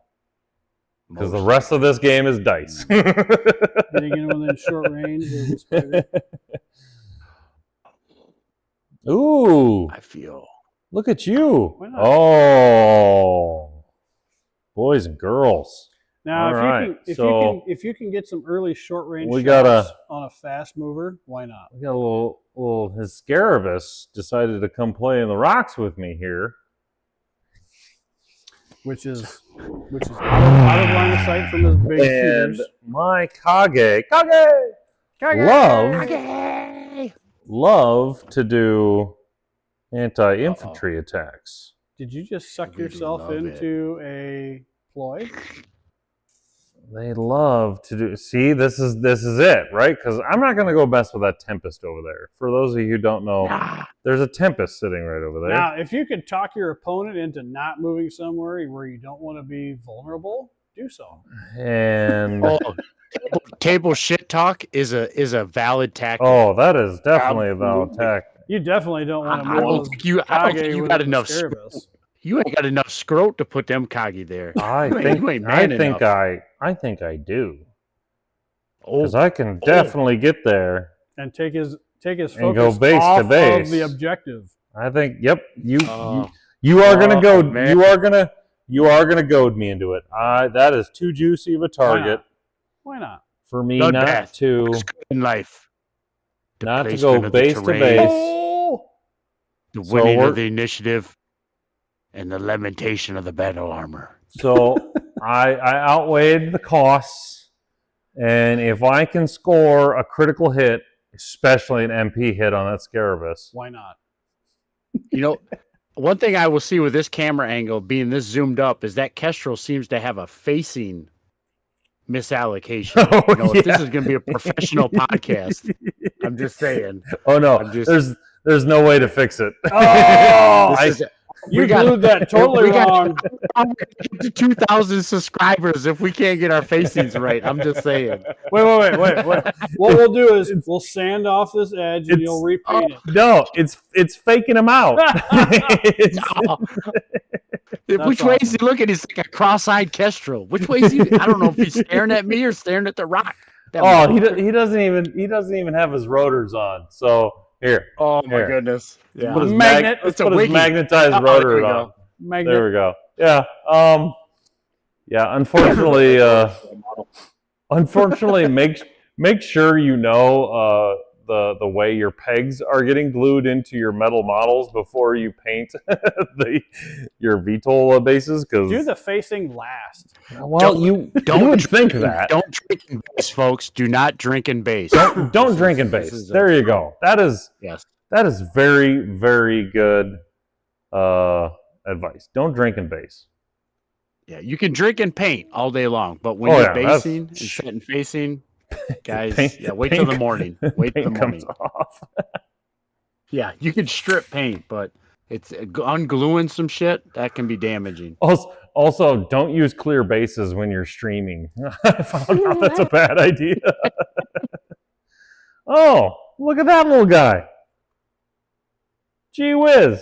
Ooh, Who would have look at that. thought? Who would have thought that? Who would have thunked it? Who would have thought a harasser Just learned by watching you. Okay, so Right in the back. Mm. this is effectively we're just going to call this out like it is. This is Matt exerting his dominance over me right now. I don't run fast lists. This is the first time I have a dick list. Because now I have a decision. Yeah. Do I abandon my original idea? Because you got that other Kestrel I have a Kestrel and a VTOL over here. Nothing else is looking at my harasser. The good news about this Kestrel, its facing is correct. Huzzah! Yes, this one does have a correct facing.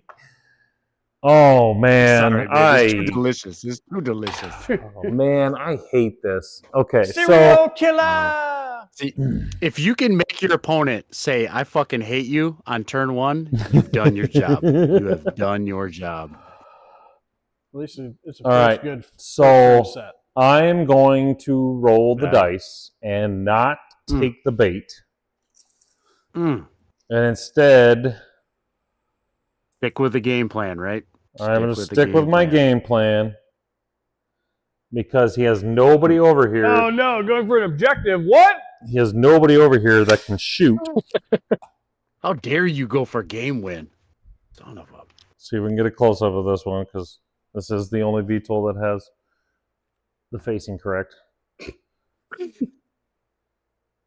All right, so I decided to go with that move there. This is very good. Basically because no one can shoot at him. Correct. So... Well, yep. No one can shoot at him now. Quick draw. No one... Well, I shouldn't say that. I shouldn't say that because he still has a harasser to move. So I am going to take... I'm either going to make him divert one of his harassers. You can take a minute to think about it. No, I'm good there. That's where I'm moving. You're either going to move your harasser to try to destroy one of my transports, and we're going to have a little transport off, or you're going to come down the alleyway and you're going to overload the right-hand side. Those are my two guesses right now. Either way, yeah, if you want to do that,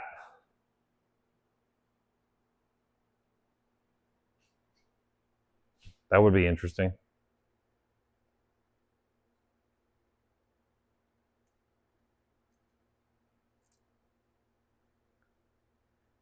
I got you. Right there. That's the furthest he can move.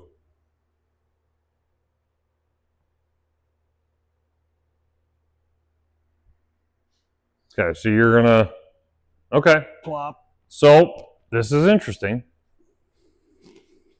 Because he decided to overload. Ooh. Gotta get through that thick armor. Okay. Yeah, doesn't he have like crit resistant armor or something funky armor on? He does, yeah. Yeah, he's got crit resistant, melee, TSM, 2, 4, 6, 8 armor, 3 structure, and currently has, I don't think you get an extra TMM for TSM. Oh, yeah, you do. No, you don't. No. Well, let's see how he holds up against either 6 damage or he's going to get hurt. He's going to get hurt. Swarms. But the overall is he's probably going to go down because they only do 1. You got inner sphere standard battle armor. Base to base. They're base to base, so they're going to do an anti-mech. So I could get critted, but I got crit resistance. We'll see. Which doesn't always fucking help. And 4 damage. Yeah, this is a very interesting turn 1 board. Because I'm gonna just unload on that trebuchet just because I have to because he's got to go down. Hopefully, hey, mod 3. Hopefully, we did a good job for everybody. Whether we made mistakes is the way the game goes. This is a good board to open. This is pretty good. Almost good enough to go get another drink. Actually, it is good enough to go get another drink. I think we should hear from one of our sponsors.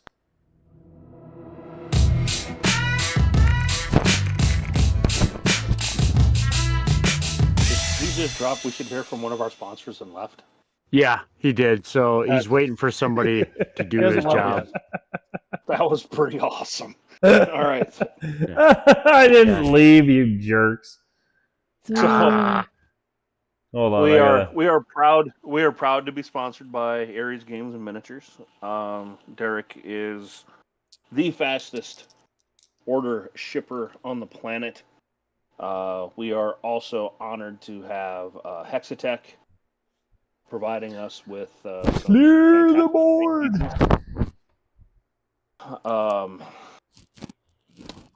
Who else?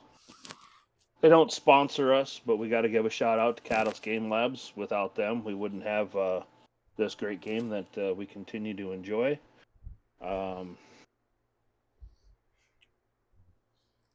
Yeah, Aries. The last order, I didn't even get that shit in the shopping cart, and it was at my front door. He's all over that. I struggle ordering from Derek because it's inevitably I will order something. You want to buy everything, and then 5 or 10 minutes later, go shit! I forgot to order that, and the shit is boxed and ready to go already. Well, the worst thing is, inevitably with me, I put in an order and then I check Discord an hour later, and that sumbitch posted, "Hey, new restock," or this came in. I'm like, fucking goddamn! And then there's always something I want to buy, and I'm like, all right, fuck you, Derek. You son of a, I love you, but damn it. Well, nothing hurts besides shooting him a message like, "Hey, can you throw in these ones I forgot in the box too?" Yeah, right. But he's always good about that. The last time I did put 2 in, and I didn't even realize I put in the first one after I put in the second one. He goes, "Hey, you ordered twice. You want me to just combine shipping?" I'm like, "Yeah, that's a great idea. Thank you, Derek." Awesome. Makes up for our misguided ways.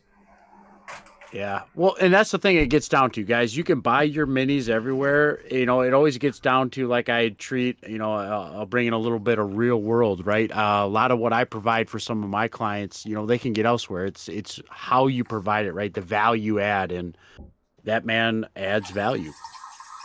So there you go. What are we going to roll with next if you're for gonna a scenario? Buy from Aries. I think there wasn't... We talked about putting it up. Not a lot of people. There's a lot of shit talking, a lot of banter, but nobody really called the line. I think the only other person that chimed in we had Hot Drop. We definitely, which wasn't an option, but I think there was like individual votes. I think if I there was one for CTF, one for Domination, and one for Hold the Line. So I'd say fucking roll for it, or dealer's choice. Rolling for it. Got a 5. 3. What do you want? I thought you guys were rolling on the scenario chart and just. That's what I thought first too, but apparently not. Roll a D8, man. Jesus. Yeah, that'll happen, right? Is that the equivalent of like call it in the air and nobody calls it? Yeah. You gotta fucking call it, man. Hold on. You have to wait a minute. The coin's only got 2 sides, you idiot. 3 is domination, and 5 is stand-up fight, I think. So, we're doing domination. Well, okay, we did mention we were going to do... Hold the line. Hold the line. Do domination. Domination is... All right, let's do domination. One scenario. There's the one scenario that if you're not paying attention, you can lose on turn 1. Well, especially I think with Matt's list. Matt's list is one of those. It is a turn 1. If you guys... One of my stream scenarios at Adepticon was against the man running not harassers, but a locust that went 36, and I believe my comment was, "It's that fucking locust." Yeah, let's do those. Mainly because I don't know where my 5th one is. Well, you guys were the last one to use it, and I don't know where it went. What do you need? It's on the table somewhere. I'm gonna go make another drink. I'll be right back.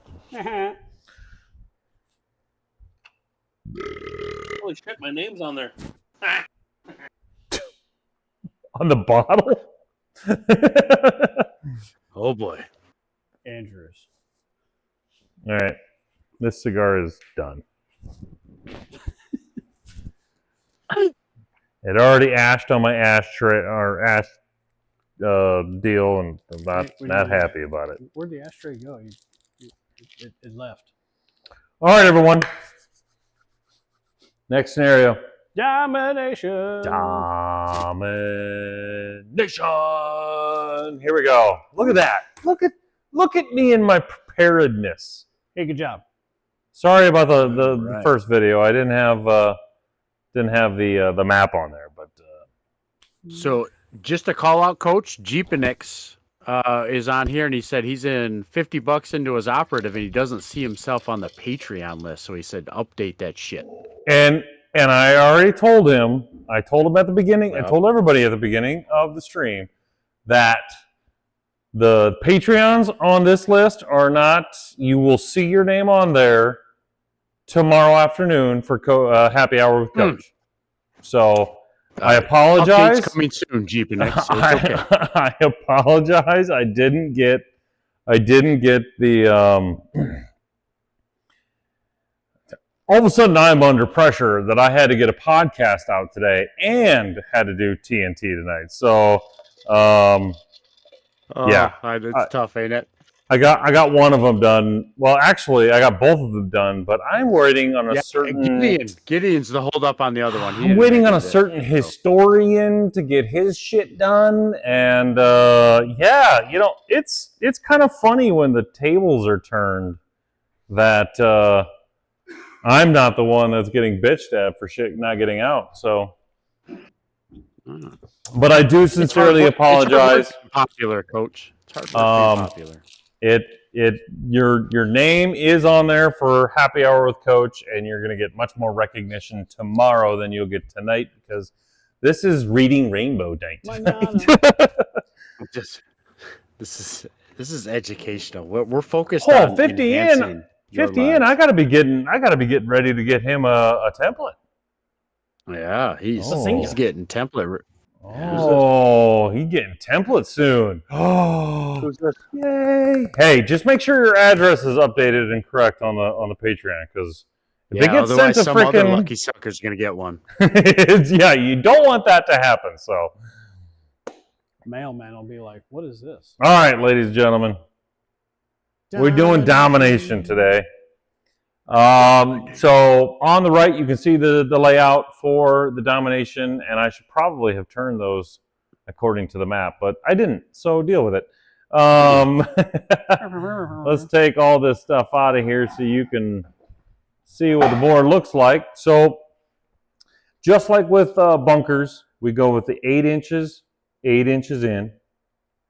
We have a Domination point in the center. 21 inches and 18 inches over, because we play on a 42 by 36 inch map. Yes, I know it's a weird size of a map, and it's what we've been dealing with for 6 years.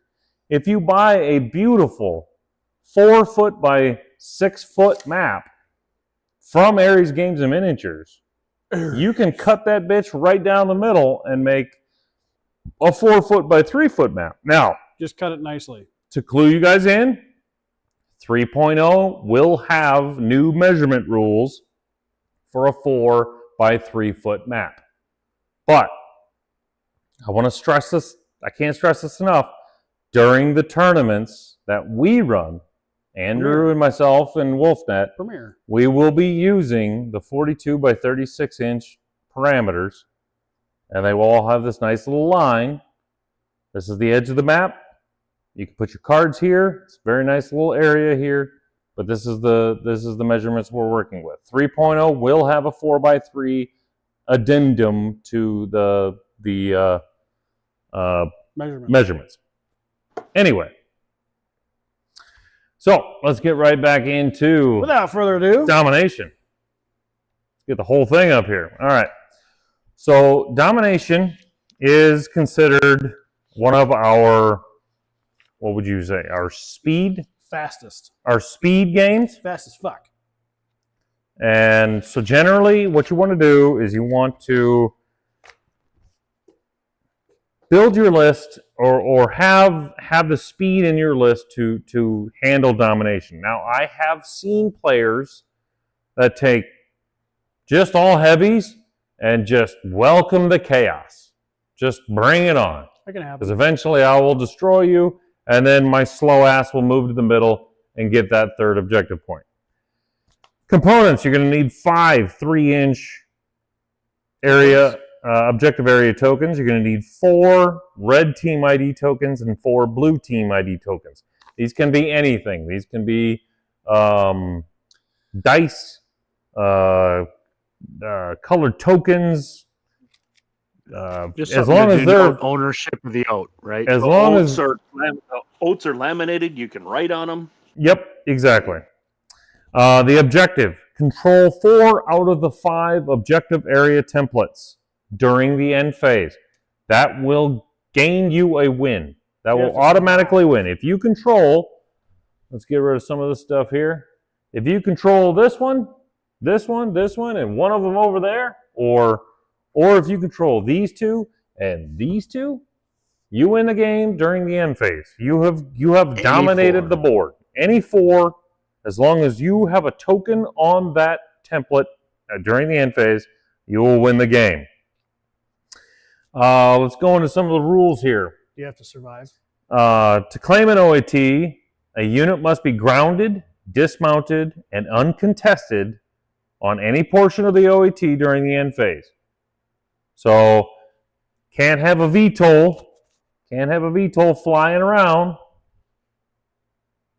like this guy up in the air at elevation 1. He has to be grounded. He has to be on the ground in order to claim that. Same thing for battle armor. Can't be having battle armor mounted. They have to be dismounted. So if I'm here off the OAT, I have to be dismounted in order to claim that OAT. Objective area token. You can be just lipping it, right? I mean, you don't have to be fully on it. I can be. You can tow it. Right there. As long as you break that black line. As long as you break that black line. All right. Uncontested. Hand me that beautiful painted trebuchet right over there. This is a contested OAT. He's there, I'm here. Nobody scores any points. Washes. If there was a point here, say if I am red and I had control of that, he moves in and neither one of us die, that gets taken away. Now, if I die and he's white, that is now his point. Because nobody else is on there. It does not matter if I have my whole damn army on that OAT, it is contested. Yeah, As long as he's alive at the end of the phase. And if that trebuchet is alive at the end phase, then I had some bad dice. But it's there's always no evaluated. right? It's always evaluated in the end phase. During the end phase. So one good question: do shutdown mechs or units count They do not. as contesting? Okay. They do not. Shutdown mechs do not count towards anything. They don't count on size on King of the Hill. They can't capture anything. They can't. Yeah, they basically become unactionable units, right? They can't do really anything. If They they count as can't not being there. If they can't perform an action, they don't count as a unit. They take up space, but don't count. They can still block a bunker. Very good call. They just can't claim anything. Yeah. They cannot do pretty much anything related towards objectives. Another thing. Say this was his, and I did destroy, we had that same situation, and I destroyed that trebuchet. That point, during the end phase, turns to mine. Mm-hmm. Those are pretty much the rules. Just cannot stress this enough in this game. Make sure that on turn 1 that you got something on your home edge OATs. Well, Yeah, we'll at get least those back two, to right? that. We'll get to that. Okay. Okay. So, all right. Terrain roll.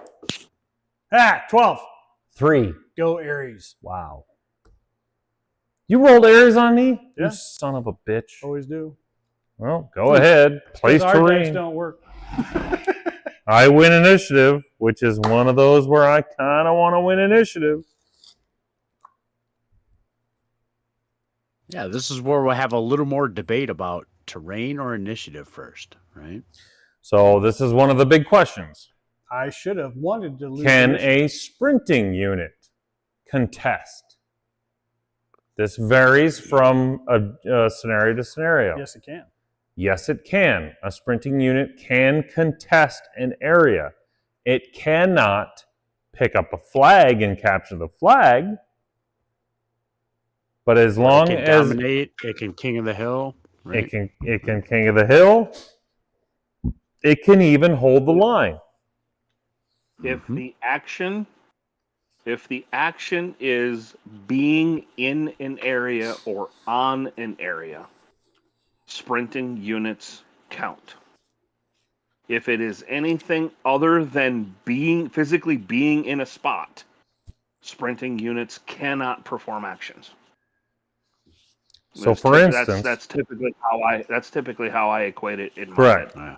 So, for instance, Headhunter, you cannot sprint to the Token. to the token, because in order to pick up the token, a unit must be grounded, dismounted, and uncontested during the end phase. I would say, point of clarity, you can sprint onto it, you just cannot pick it up. You cannot pick it up. You can Like if cover you it. want to cover, right? You could block, right? You could block by sprinting, right? Correct. Or cover it. Yeah. How was that different than hold the line? Maybe you bring that up, and my head immediately goes to hold the line, and I don't believe that there's anything different. I think you can sprint and pick up. Ooh. Yeah. Well, I think you can sprint and agreed. pick it up on Headhunt. because in Headhunter, it says in order to pick up the token. Pick up. Okay. It's an action. Ooh. So it is There you go. to pick up anything or to... You could cover it. You can cover it. You can sprint to cover it. But in order to pick it up... we should make note that we need to clarify that language a little better. Yep. And then based on our first scenario too, you can sprint into a bunker V, but you can't enter if you have sprinted. You still need that action then. Correct. So, Correct. Because I don't know if we said that specifically during. I don't believe we did. That is a good pickup, Goober. So to take terrain first, which might be a little bit different, but I'm going to see if it works Oh, anyways. you're good. I'm going to. This put the feels big like the piece first game again, almost. in between his two OATs there. So I make it where he has to separate his forces and move further to get to them, or separate his forces on the deployment line. I was gonna say that's a big difference from when I place it on my side. He's placing that big one on my side just to make me choose. Divide side. Yeah. And it potentially could create, fire avenues or cover for when he makes approaches to those, True. those oats on that side too, right? My vehicles are shorter though.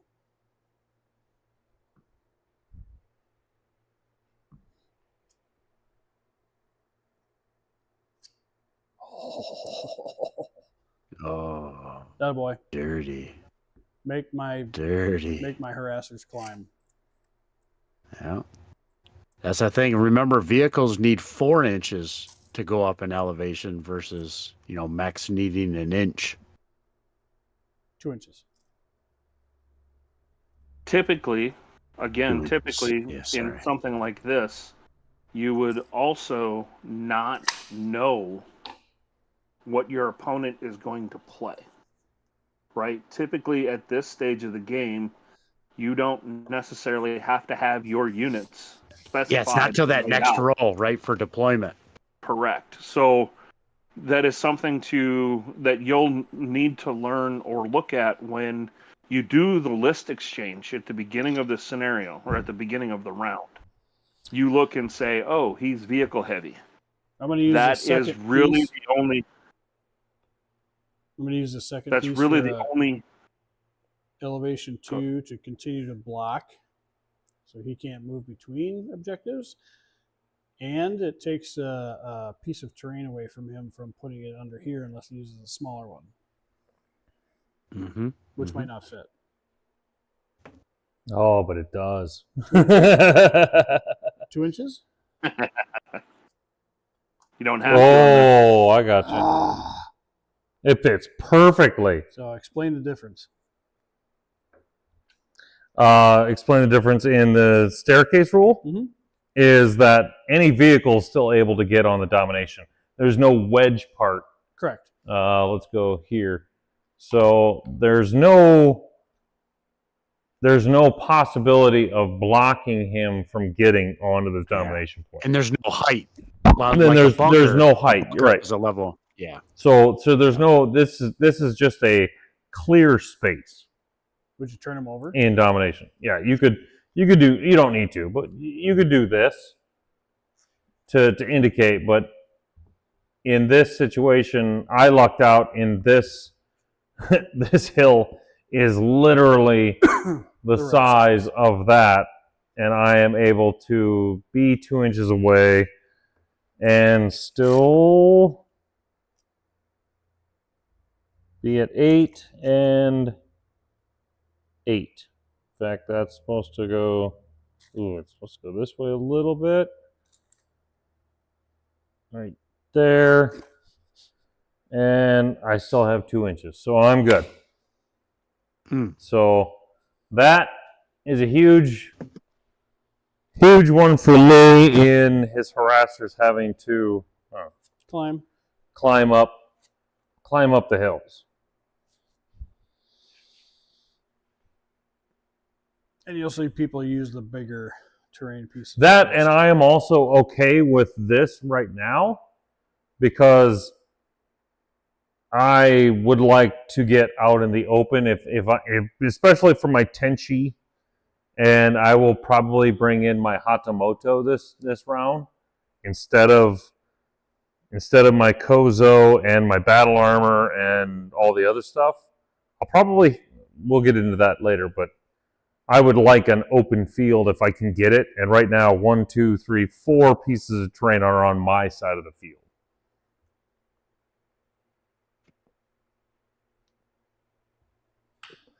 So naturally, he's going to put the biggest one in my way. So,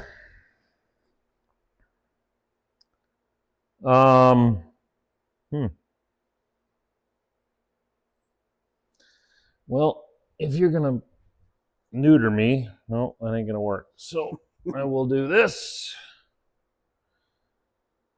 And I'll just keep going. Matt, your side of the board is looking a little bare. It's fine.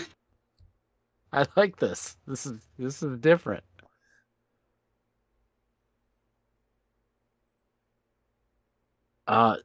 Spite terrain placement is a thing. Oh, spite terrain placement is mostly a thing.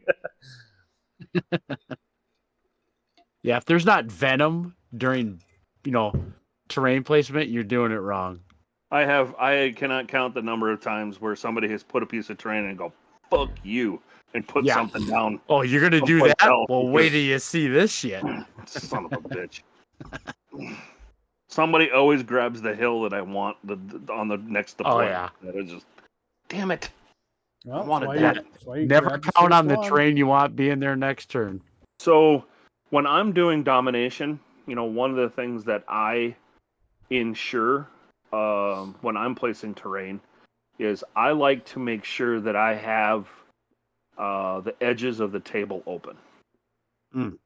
This is one of the few games where I won't place terrain at the outer edges of the table because I want to be able to have options to go approach. around stuff. Yeah. So typically when I have first terrain placement, I will put a large hill to either the left or the right of the center domination point. And leave And enough of a typically- gap to zip something around. Yep. And typically a little bit towards my opponent's edge. And then I will put a second hill on top of it as well so that I have a place that I can get to that's behind cover for my vehicles. And at that point, then I'm either able to sprint around the hill or drive to any one of the 3 domination points on the opposite side of the table from me. All right, so I'm gonna go over. We placed a little bit while Andrew was talking. This is very unconventional, which is fun. So Matt is clearly going with put stuff on my side of the table, which No. I'm not terribly Upset about upset about. because you have plenty of cover to shoot from. I have some long range in my list, which I do for a reason, and this is that exact reason. If he wants to, because if we look at the broad range, right? Let's go back over here. He's got to get one of these two. Now, naturally, this is going to cut off my force, and I have to commit at least 1 unit over here, 1 unit over here. And at this point, I am thinking maybe I should bring back my VTOLs just to park. But what I like is my Shiro has some good firing lanes. He's got long range. If I get him up to maybe here, I'm okay with that.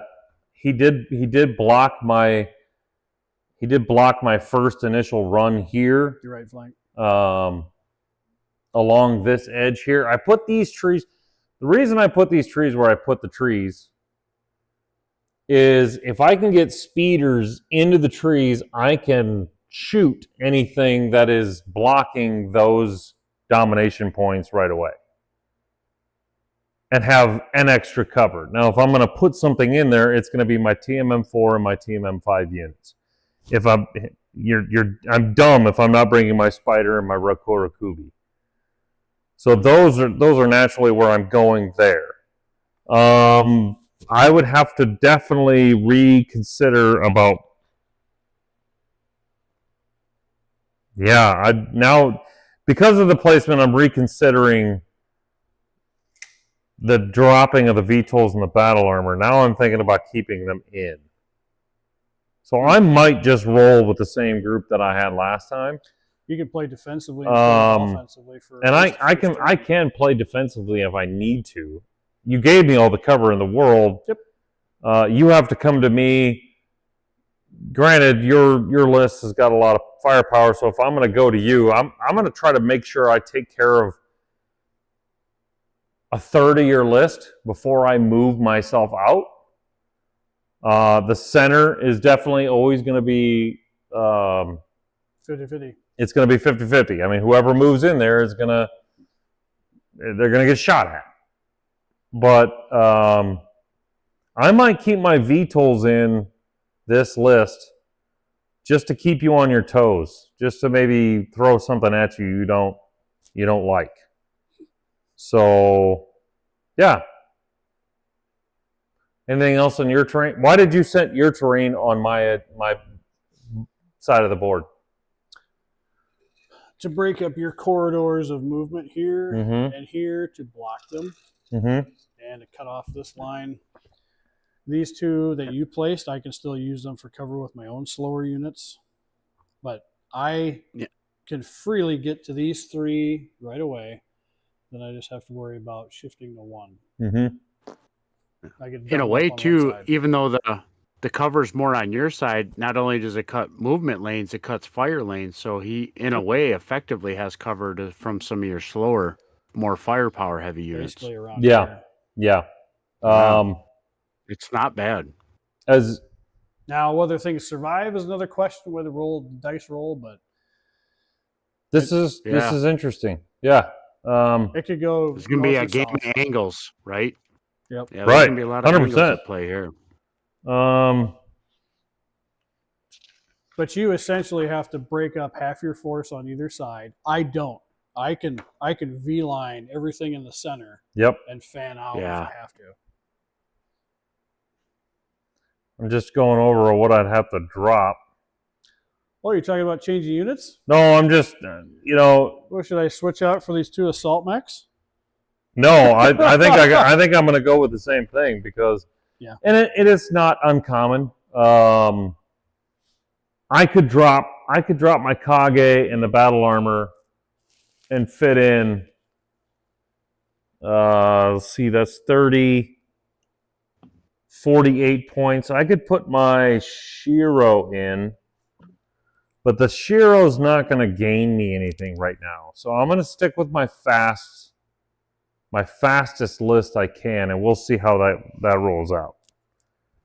Because I could literally drop out my 2 heavies and a medium and a light and throw in 2 assault mechs. Think you're going to do that? It's a possibility. I don't have to. For what this table layout is, Matt. That's probably not a bad idea. What I would do, because then you just keep the 2 assaults in the middle of the table. Exactly. Because really, my fast units, all I got to do is touch it and stay there and survive. This is good. Well, because you're right. You're swapping firepower out but for. I will be 2 units short. You're 2 units short. So now, is that a good idea? Maybe not. Let's leave it. Let's see how it goes. Okay. And we'll see how after round 1 we'll That's why we test. See how bold people are. Why keep it the same? All right. Deployment. Because this is. I got an 8.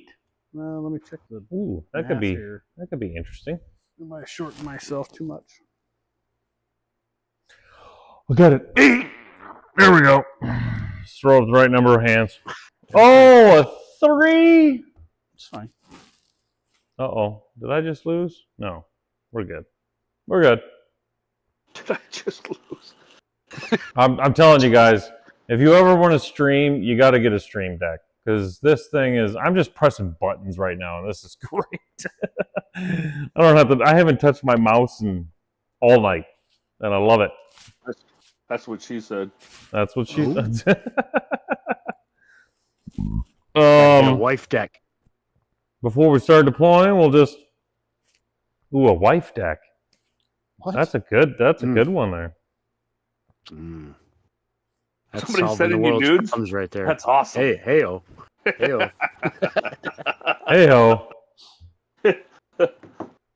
Boy, you've really upped your game if you got ladies sending you nudes. Oh, are we actually doing something right? Are we actually counting out now? Huh? Ready to get my calculator out? All right. Let's see if I'm out under. Yeah, see, this is the part of the game where you want to have a spreadsheet in your list preset, Yes. so you don't have to do drunk math. 100%. Let's plug what Jonathan and Pibis have been working on a little bit. They've got an app, the asbuilder.vercel.app that is a you can build your list on that app, and there is an actual way for you to do your breakdowns of your list that will break it down from 250 down to, say, a configurable number of, say, I want to field nothing smaller than 247. Give me all the combinations of what I've put in my 350 that meet 250, 249, 248, and 247. It's Say what? fantastic. It's exactly what I've been doing since day one, only I don't have to run it through a Python script. I'll let me give you a little something there, my little friend. something. Oh, something. I've been using that website. I just didn't know you could do all that with it. Oh, Oh yeah. Oh. Okay. Here, let me see if I can give you boys a little preview. You can Oh, rub. baby. You can do a little circles on that one, baby. Oh. You know. Strike. Purcell.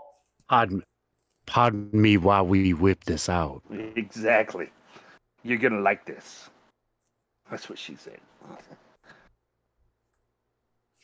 There it is, right there. Now, All right, let's I will copy say, that as bad a boy. TO, you cannot submit your lists through that app. I still need the PDF from the MUL because that is what is in the rules. But this is a great tool for being able to build your lists and see how your breakdowns happen. 2 seconds, everyone. Yeah, Give me it 2 seconds. Has all the unit acronyms in it. It simplifies list building. I will say that, without knowing even all the cool things Andrew just told me I could do with it that I haven't been doing. There's also a list validator, so you can upload your PDF from the MUL, and it'll validate whether it hopefully y'all meets are the seeing requirements this. of the tournament. We got So it, you Aaron. can You're go good. through here and let's say I want to play Mercenary Unit, and let's go to Late Republic. I'll put the URL in the chat. I know that there is not a blank general list because mercenaries don't get a blank general list. I'm going to hit search. And the great thing, Pivas just did a great thing. He added, originally you just got this over here, but he added a split screen here. So anything I add is over here, and I can search all through these. I don't think we're seeing. It hasn't updated. You haven't gotten a split screen. Oh. Did it open a new screen? Hold on. What do you mean you can't see it? We're still seeing Still seeing like the base list builder list. Oh, like, you guys aren't seeing it. Those folks at home who are wonderful Patreon members, they can see everything I'm doing right now. Hopefully. So what I'm going to do with my list is I'm going to take out the Scarabus. I'm going to take out the 2 BA, and I'm going to put in the Regent. Let's go to a new tab. So my list will consist of, for 249, 2 Harassers, Quick Draw Fast, Trebuchet Fast, Tempest C, and Regent Maybe they B. can't. I don't know. For 249. Chat, let me know what's going on here.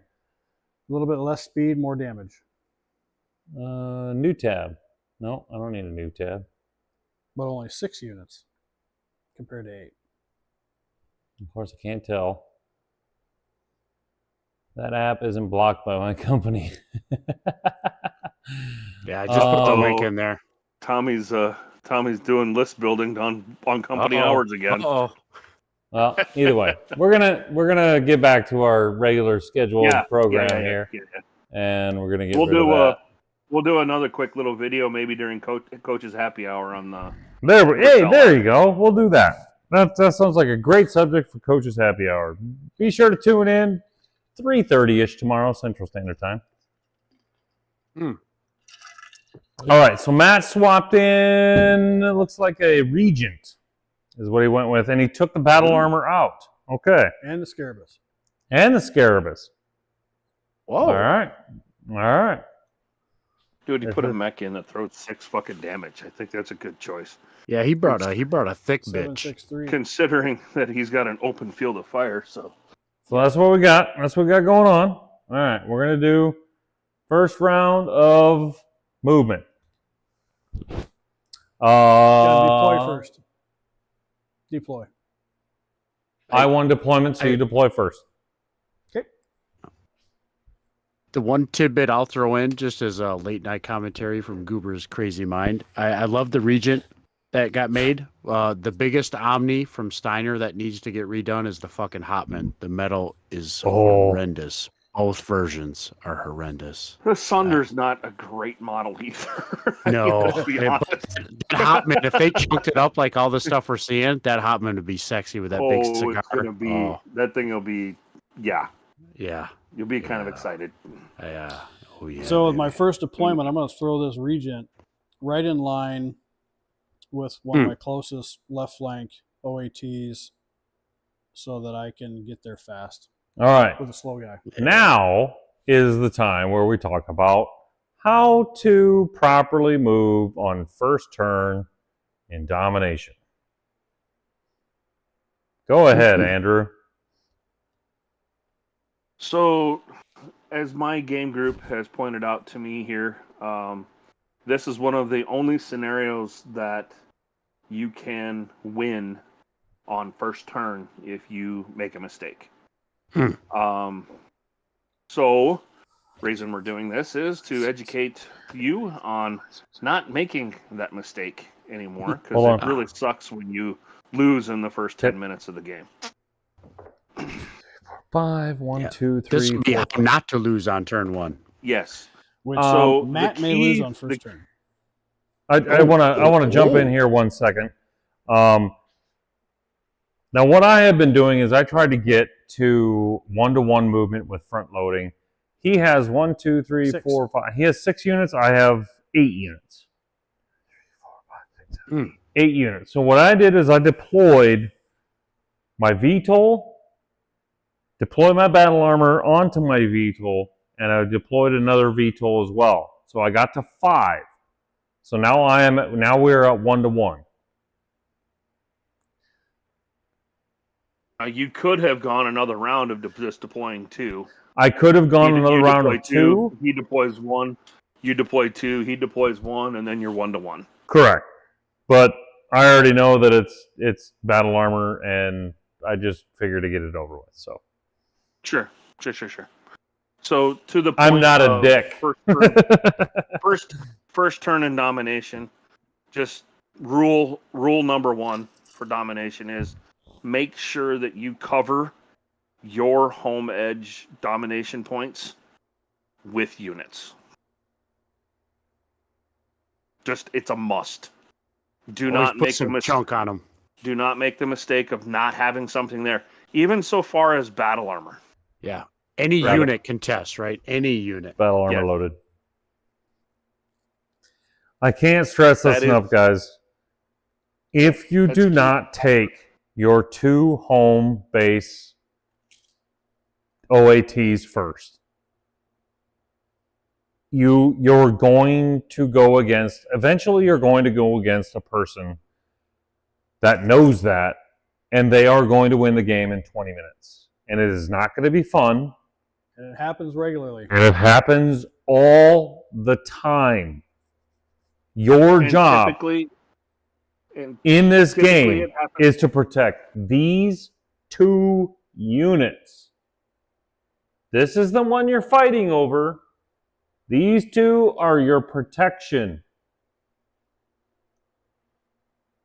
Typically, it's new players who don't understand the mechanics of Domination. And again, I would encourage everyone during a tournament, during free play, during anything with any of the community members that are playing 350, if you don't understand the scenario, ask questions. The community is there to help you enjoy the game as much as anything. And getting beat in 5 minutes is not a good play experience. So call a TO over, ask questions. That's what they're there for. Ensure that you get the best quality time that you can while playing the game. Happens too often during tournaments, so I'm sorry that I'm on a soapbox. Oh, do I have mine? No, that's what this whole thing is for, is to inform people who want to get into this game of the pitfalls of not becoming the one person that gets screwed over, that 20-minute game where it's like, well, I didn't know I had to protect that one. Like, it's in the rules. Read the rules. Rule 1, read the rules. Rule 2, protect these 2 points. And again, cannot stress enough. Read the packet. Read the packet, read the scenarios, so that when you do get to the table, you can turn the page to the packet. All the scenarios are 1 page. So it takes 2 seconds to read it. And if you have any questions, you ask your opponent. And at least if you have questions, you and your opponent can at least agree on how you're going to play that game at that time, whether it's right or wrong. You at least are all playing in the same assumptions. That's the important part, right? Yeah. Ideally, we want you playing it correctly, but beyond that, we want you guys playing it the same way. I hope that makes sense. Yeah, the rules are pretty well laid out, right, Cinco? It's like Othello: 1 minute to read, a lifetime to master. True, very, very true. What the fuck am I going to do with this guy? I have played hundreds of games. I have yet to have a game where I went, I've played this game before. He's starting at Heat 1. Doesn't happen.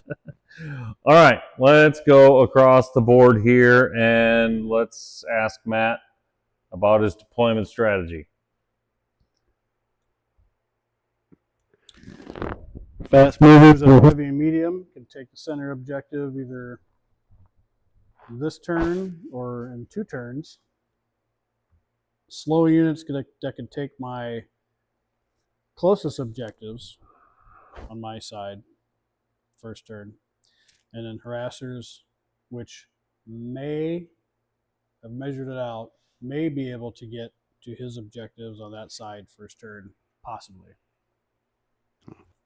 And one thing I'll kind of note in here too is the reason I think domination is very tough in later eras. There's so much more fast-moving units, right? Extremely fast unit.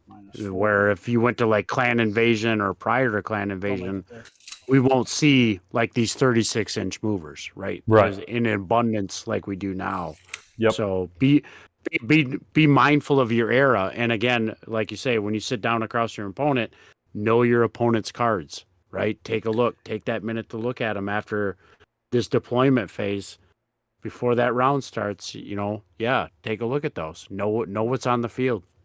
And just along that point, know your cards. I had a feeling that my Tenchi could jump. And definitely don't forget the T-Sep. Don't forget the T-Sep. Oh, I never forget the T-Sep, but I did halfway forget that he could jump. So this little formation here just worked to my advantage. He don't care about that. Yeah. You gotta get up all over that. My initial one was as he was placing units. Obviously, I'm going to go with the outside VTOLs with battle armor. I was going to go for here. My initial thought was fly here, drop battle armor, and then the VTOLs can go. Now I'm thinking that my Kozo, because he's hot, can move here, take that one. Rokurakubi can move up. Now all of a sudden I freed up my VTOLs and my battle armor to maybe get to that point where I want to hide behind those trees or hide behind something to the point where I can get there. So we'll see how the first movement goes. And we'll see how it does. I have initiative first. The other point you want to protect on your OATs, if you know I can get there first turn, why don't you try and block my entry point with vehicles? Yeah.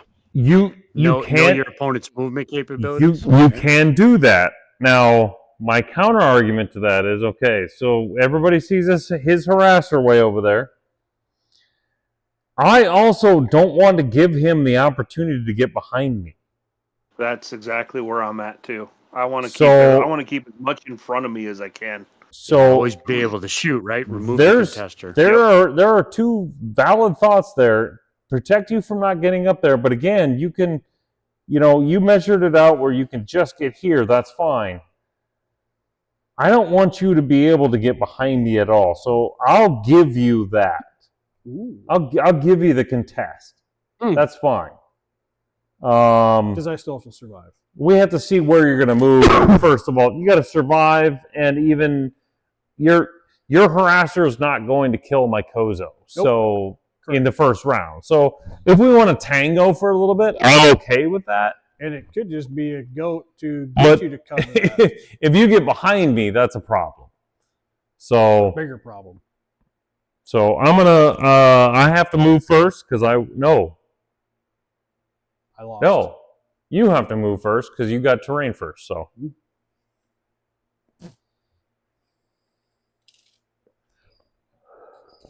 Uh-oh. There's a fucking cricket in here. Get him!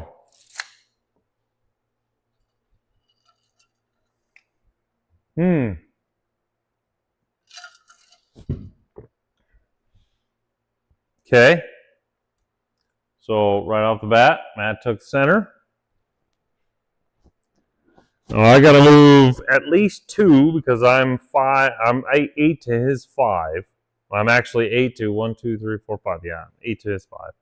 But your So BA, we're going to do exactly what I just said. the BA don't count.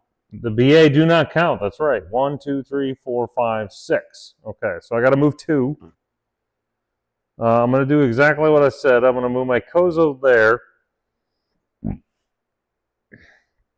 With these guys, I am going to actually move there and deploy my battle armor Good call. onto that OAT right here. I want to make sure I have that solid for right now. So right now I got my battle armor dismounted and my VTOL is landed. So I have, that's contested. And that's what I want.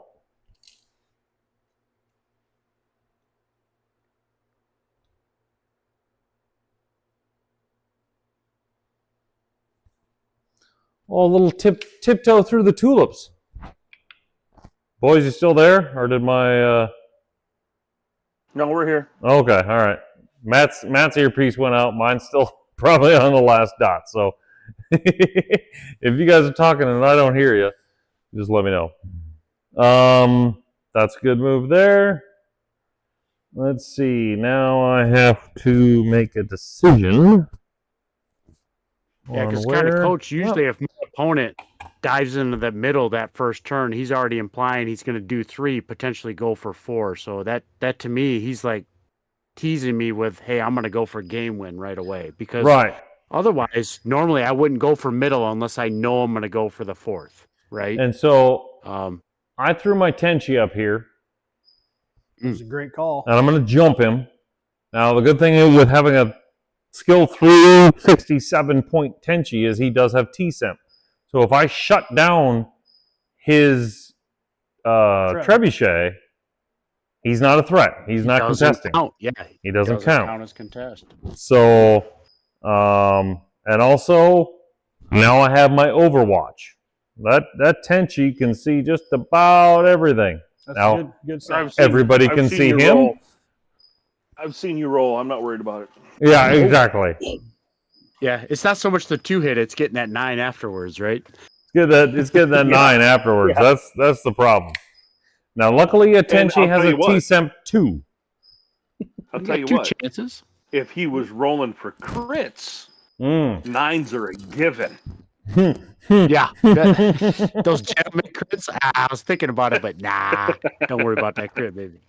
All right, so looks like the Regent took the 2nd spot, which is smart. Cricket's singing too, isn't he? Oh, he is singing. He's chirping. He's talking shit. He hasn't seen a single dice roll all night. He's just like, uh-oh, Matt's on the prowl. So yeah, just to go over an overview right now. This is what a typical domination first round. You got your mechs or whatever, protected your points, possibly went for the middle. Now, remember, I still have a VTOL that can get there as well, and I have 2 20-inch movers. So I got a 20-inch jumper. And my Rakurakubi is not... Ooh, he can get there. Okay. All right. So Now is the time. It's my move, correct? It's time for me to get bold. So Wait, we got 3 left. Do I need to move? 1, 2, 3. 1, 2, 3. Yes, you do need to move. Mm. How did I end up with? Because you're BA. Don't count.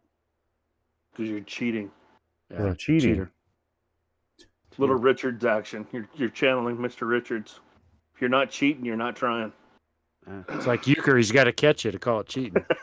That's true. That's true. You do need to catch it. All right. Okay. So that makes a big difference. What's that quick draw do? 4-4. It's a 4-4. Mm. Yeah, he's a thrower. Rear 1-1. Yeah, you get into Dark Age and Eel Clan, there's some mechs there that will surprise the shit out of you. You're like, a quick draw? That's a 2-2-1. No. Yeah. No. No, baby. No.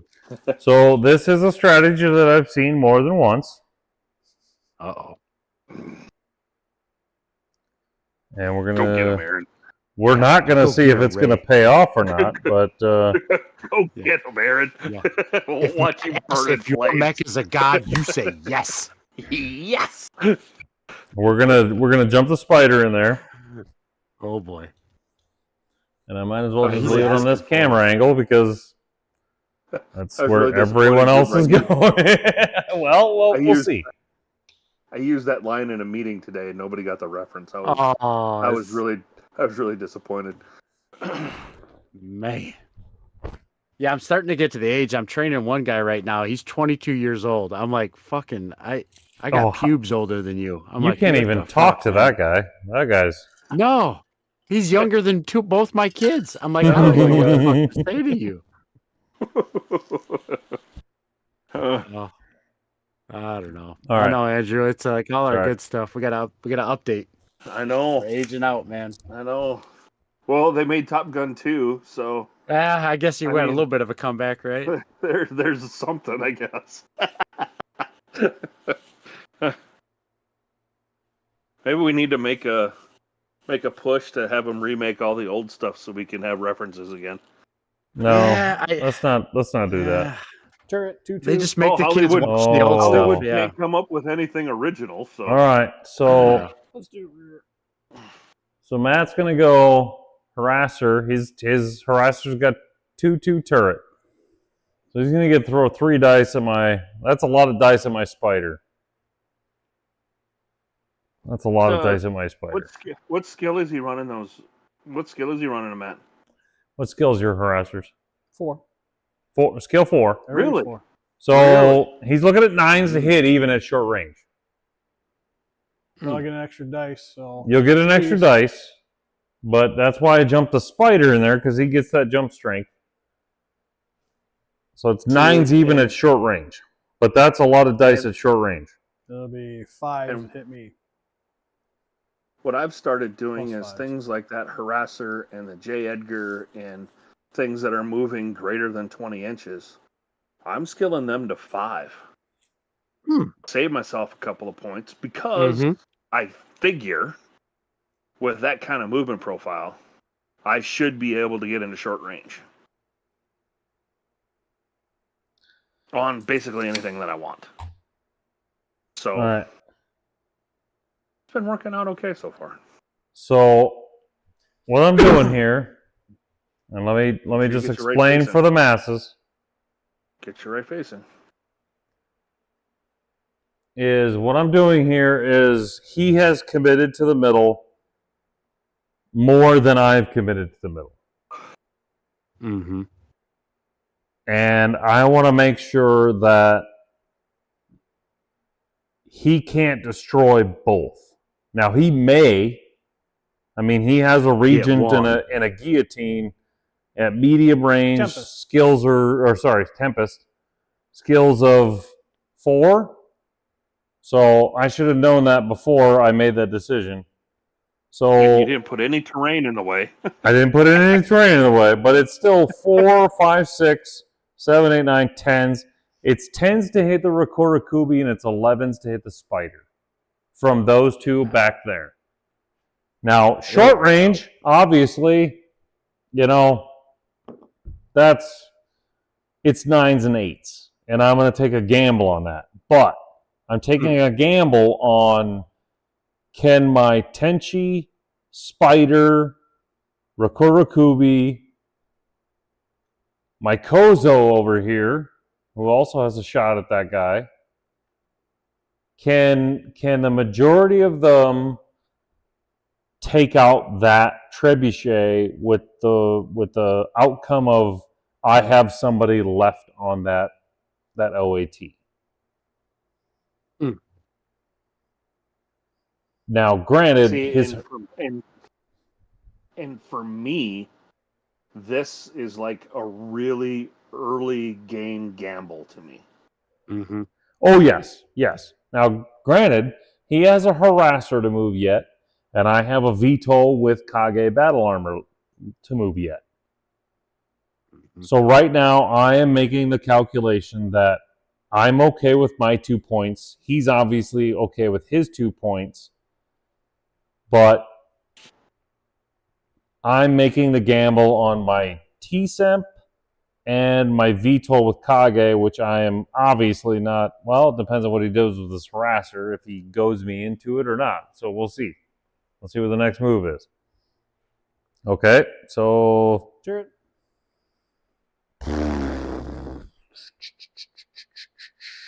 Looks like you're dropping some battle armor on there too.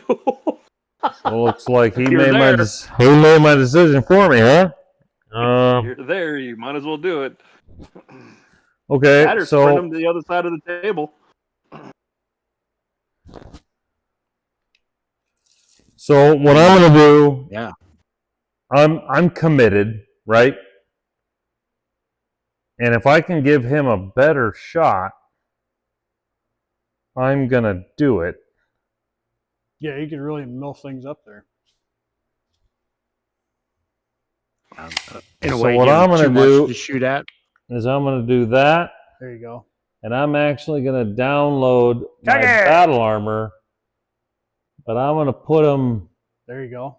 Good choice. I'm gonna put him base to base with that trebuchet. Oh, dude, I'd have done one of the harassers myself. It's the best chance that you're going to get a hold of them. Well, my guess is it's easier for me to T-Semp a vehicle. Not at skill 5. Or not at T-Semp is not something to depend on or even count on. It is something that you get excited about when it works. Right, but I've overloaded the damage profile on that trebuchet enough to where I can T-Semp one of the harassers. At a skill 3 at medium range, 3, 4, 5, 6, 7, 8, 9s. Oh fuck, they're 5s, aren't they? They're 5s. You have 10s. Like I said, put the battle armor on the harasser. I think at this point you'll probably take that center point. You're right. I probably should have done the battle armor on the harassers. Get a point blank range 4. That's still 9s to hit. Put your dice down. You haven't put your dice down yet. Nobody's putting dice down. This is where we're in. You'll for sure take. Are you landing that VTOL on the center, or is that still in hover No, mode? I did land the VTOL because I did land the VTOL. Okay. Now the landed Now what I VTOL should have done will still get. He'll still get the +1 because he used VTOL movement. No, he will not. No, he only gets TMM. because yeah. What? Yep. Are you sure? He will not get the +1 because he's not an airborne target. He will, although, be subject to flak because he used VTOL movement. There you go. Right. But I don't think my opponent has any flak. Nope. All right. So, I guess, chat, who do you think is going to win the center? I think I'm going to take the center, but it's going to cost me dearly. That was a really I think aggressive you have more round capabilities during this scenario. Well, I'm not going to lie. When it comes to domination, it is an aggressive scenario. It is very fast. I have learned more times than not And if you are not the aggressor, you are the defender, and the defender usually is caught back on their heels and is I mean, other than tax and just really good dice rolls, I have a 2 20-inch. I have 3 20-inch movers. See, and a 6J battle armor there. That, I almost think that you would have been better off sprinting your last VTOL. The next turn would be really interesting to see where it goes. Because, like you said, being the aggressor, as soon as you get behind him, things change dramatically. Right, but and it's just a VTOL and battle armor, but it's still something that he has to turn his big guns to deal with it. Yeah, but his Regent and his Tempest aren't going to care about that.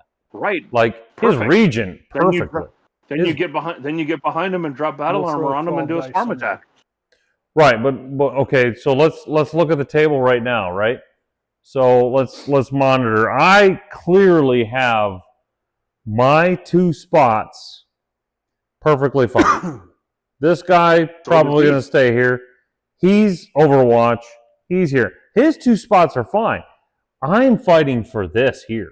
Yeah, we both will be. The longer I can hold this, if his trebuchet goes down, right, and he has harassers, I get that. But I now have whoever survives out of this. I mean, all of my guys aren't going to die here. No. You're not going to shoot at my battle armor. No. So the battle armor can just sit there for another round and just play dumb. And your vehicle will probably survive too. That'll probably be your 2 scenario too. Try and get at least for sure your spider. Right. In this scenario too, I would look hard at, instead of trying to take the trebuchet down, changing my list changes this whole dynamic too. The harassers? Well, it's too late for me now. I mean, I had to pull the move. They've only got 3 damage to kill him. Contest. I understand that, but they're in my back. They're in my back. I mean, my Rakurakubi can hit here, and my battle armor. So yeah, I have options. I can do. Absolutely. I can split my fire and maybe not go for the trebuchet. Yeah, that's what I would do. I'd work on taking the harassers out. Because what are the? They're your biggest threat. Yeah. 4, 7, 8, 9, 10. There's 11 damage I can deal here. And there's 12 back here. Mm-hmm. So that's 23. I can but look at somewhere. your 2 hit rates are terrible. Yes. Well, I mean, mine are better to hit your harassers right now because everyone there is a skill 4, short range. I mean, I agree, but what? Okay, in this situation, I have to eliminate the trebuchet to take that point. Taking a point is a big deal. I wouldn't worry about that point this round. It's not game win status at the moment. Right? It's not, but if I take it this round, I know where he's going the next 2 rounds. No, you don't. He's going to try to take that middle back. He has to. No, he doesn't. No. I mean, I guess he doesn't. He could try to kill everything in it. But the hovercraft are going to get behind you. And now you have 2 things that can do 3 points of damage in your rear that you now have to deal with. Your Overwatch is shot. They're shot. Why? I have a 20-inch mover and a 20-inch mover and another. They're still base to base. I can load them and move them again. Again, this is a very interesting opening round. We obviously, which is what this game is so awesome. We all have very different ways of slicing this pie. 100%.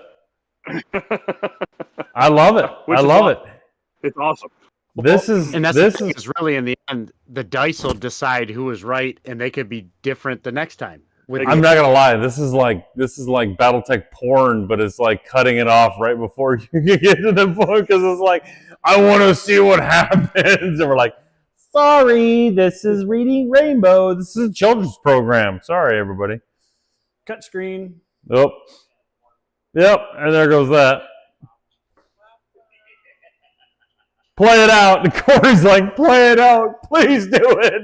We're not going to. This is educational, Corey. The first one's for free.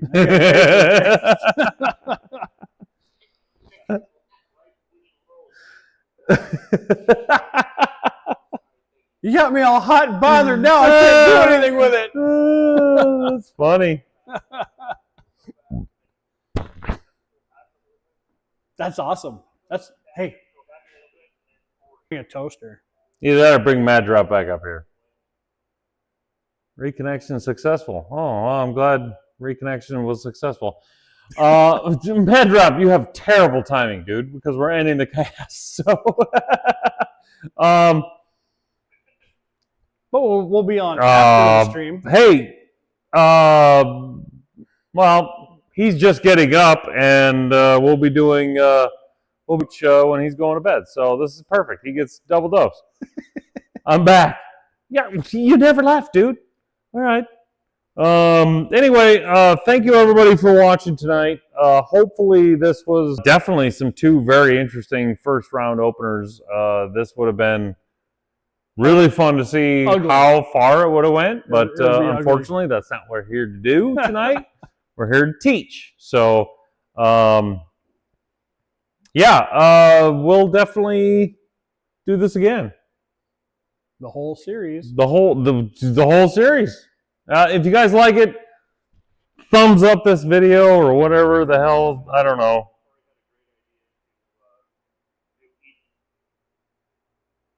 What's Corey's idea? Well, we can only hear you guys through the speakers right now, so technical malfunctions.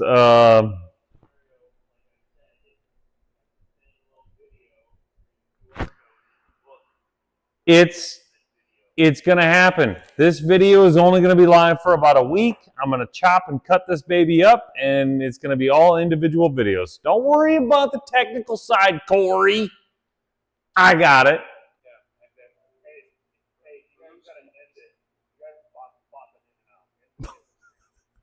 All right, fuck you guys then. Go to bed.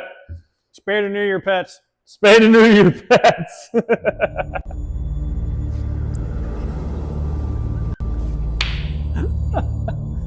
Good Lord. Pre-wash your Macs. Stay tuned. Mics are live, so this is just going to be even more funny.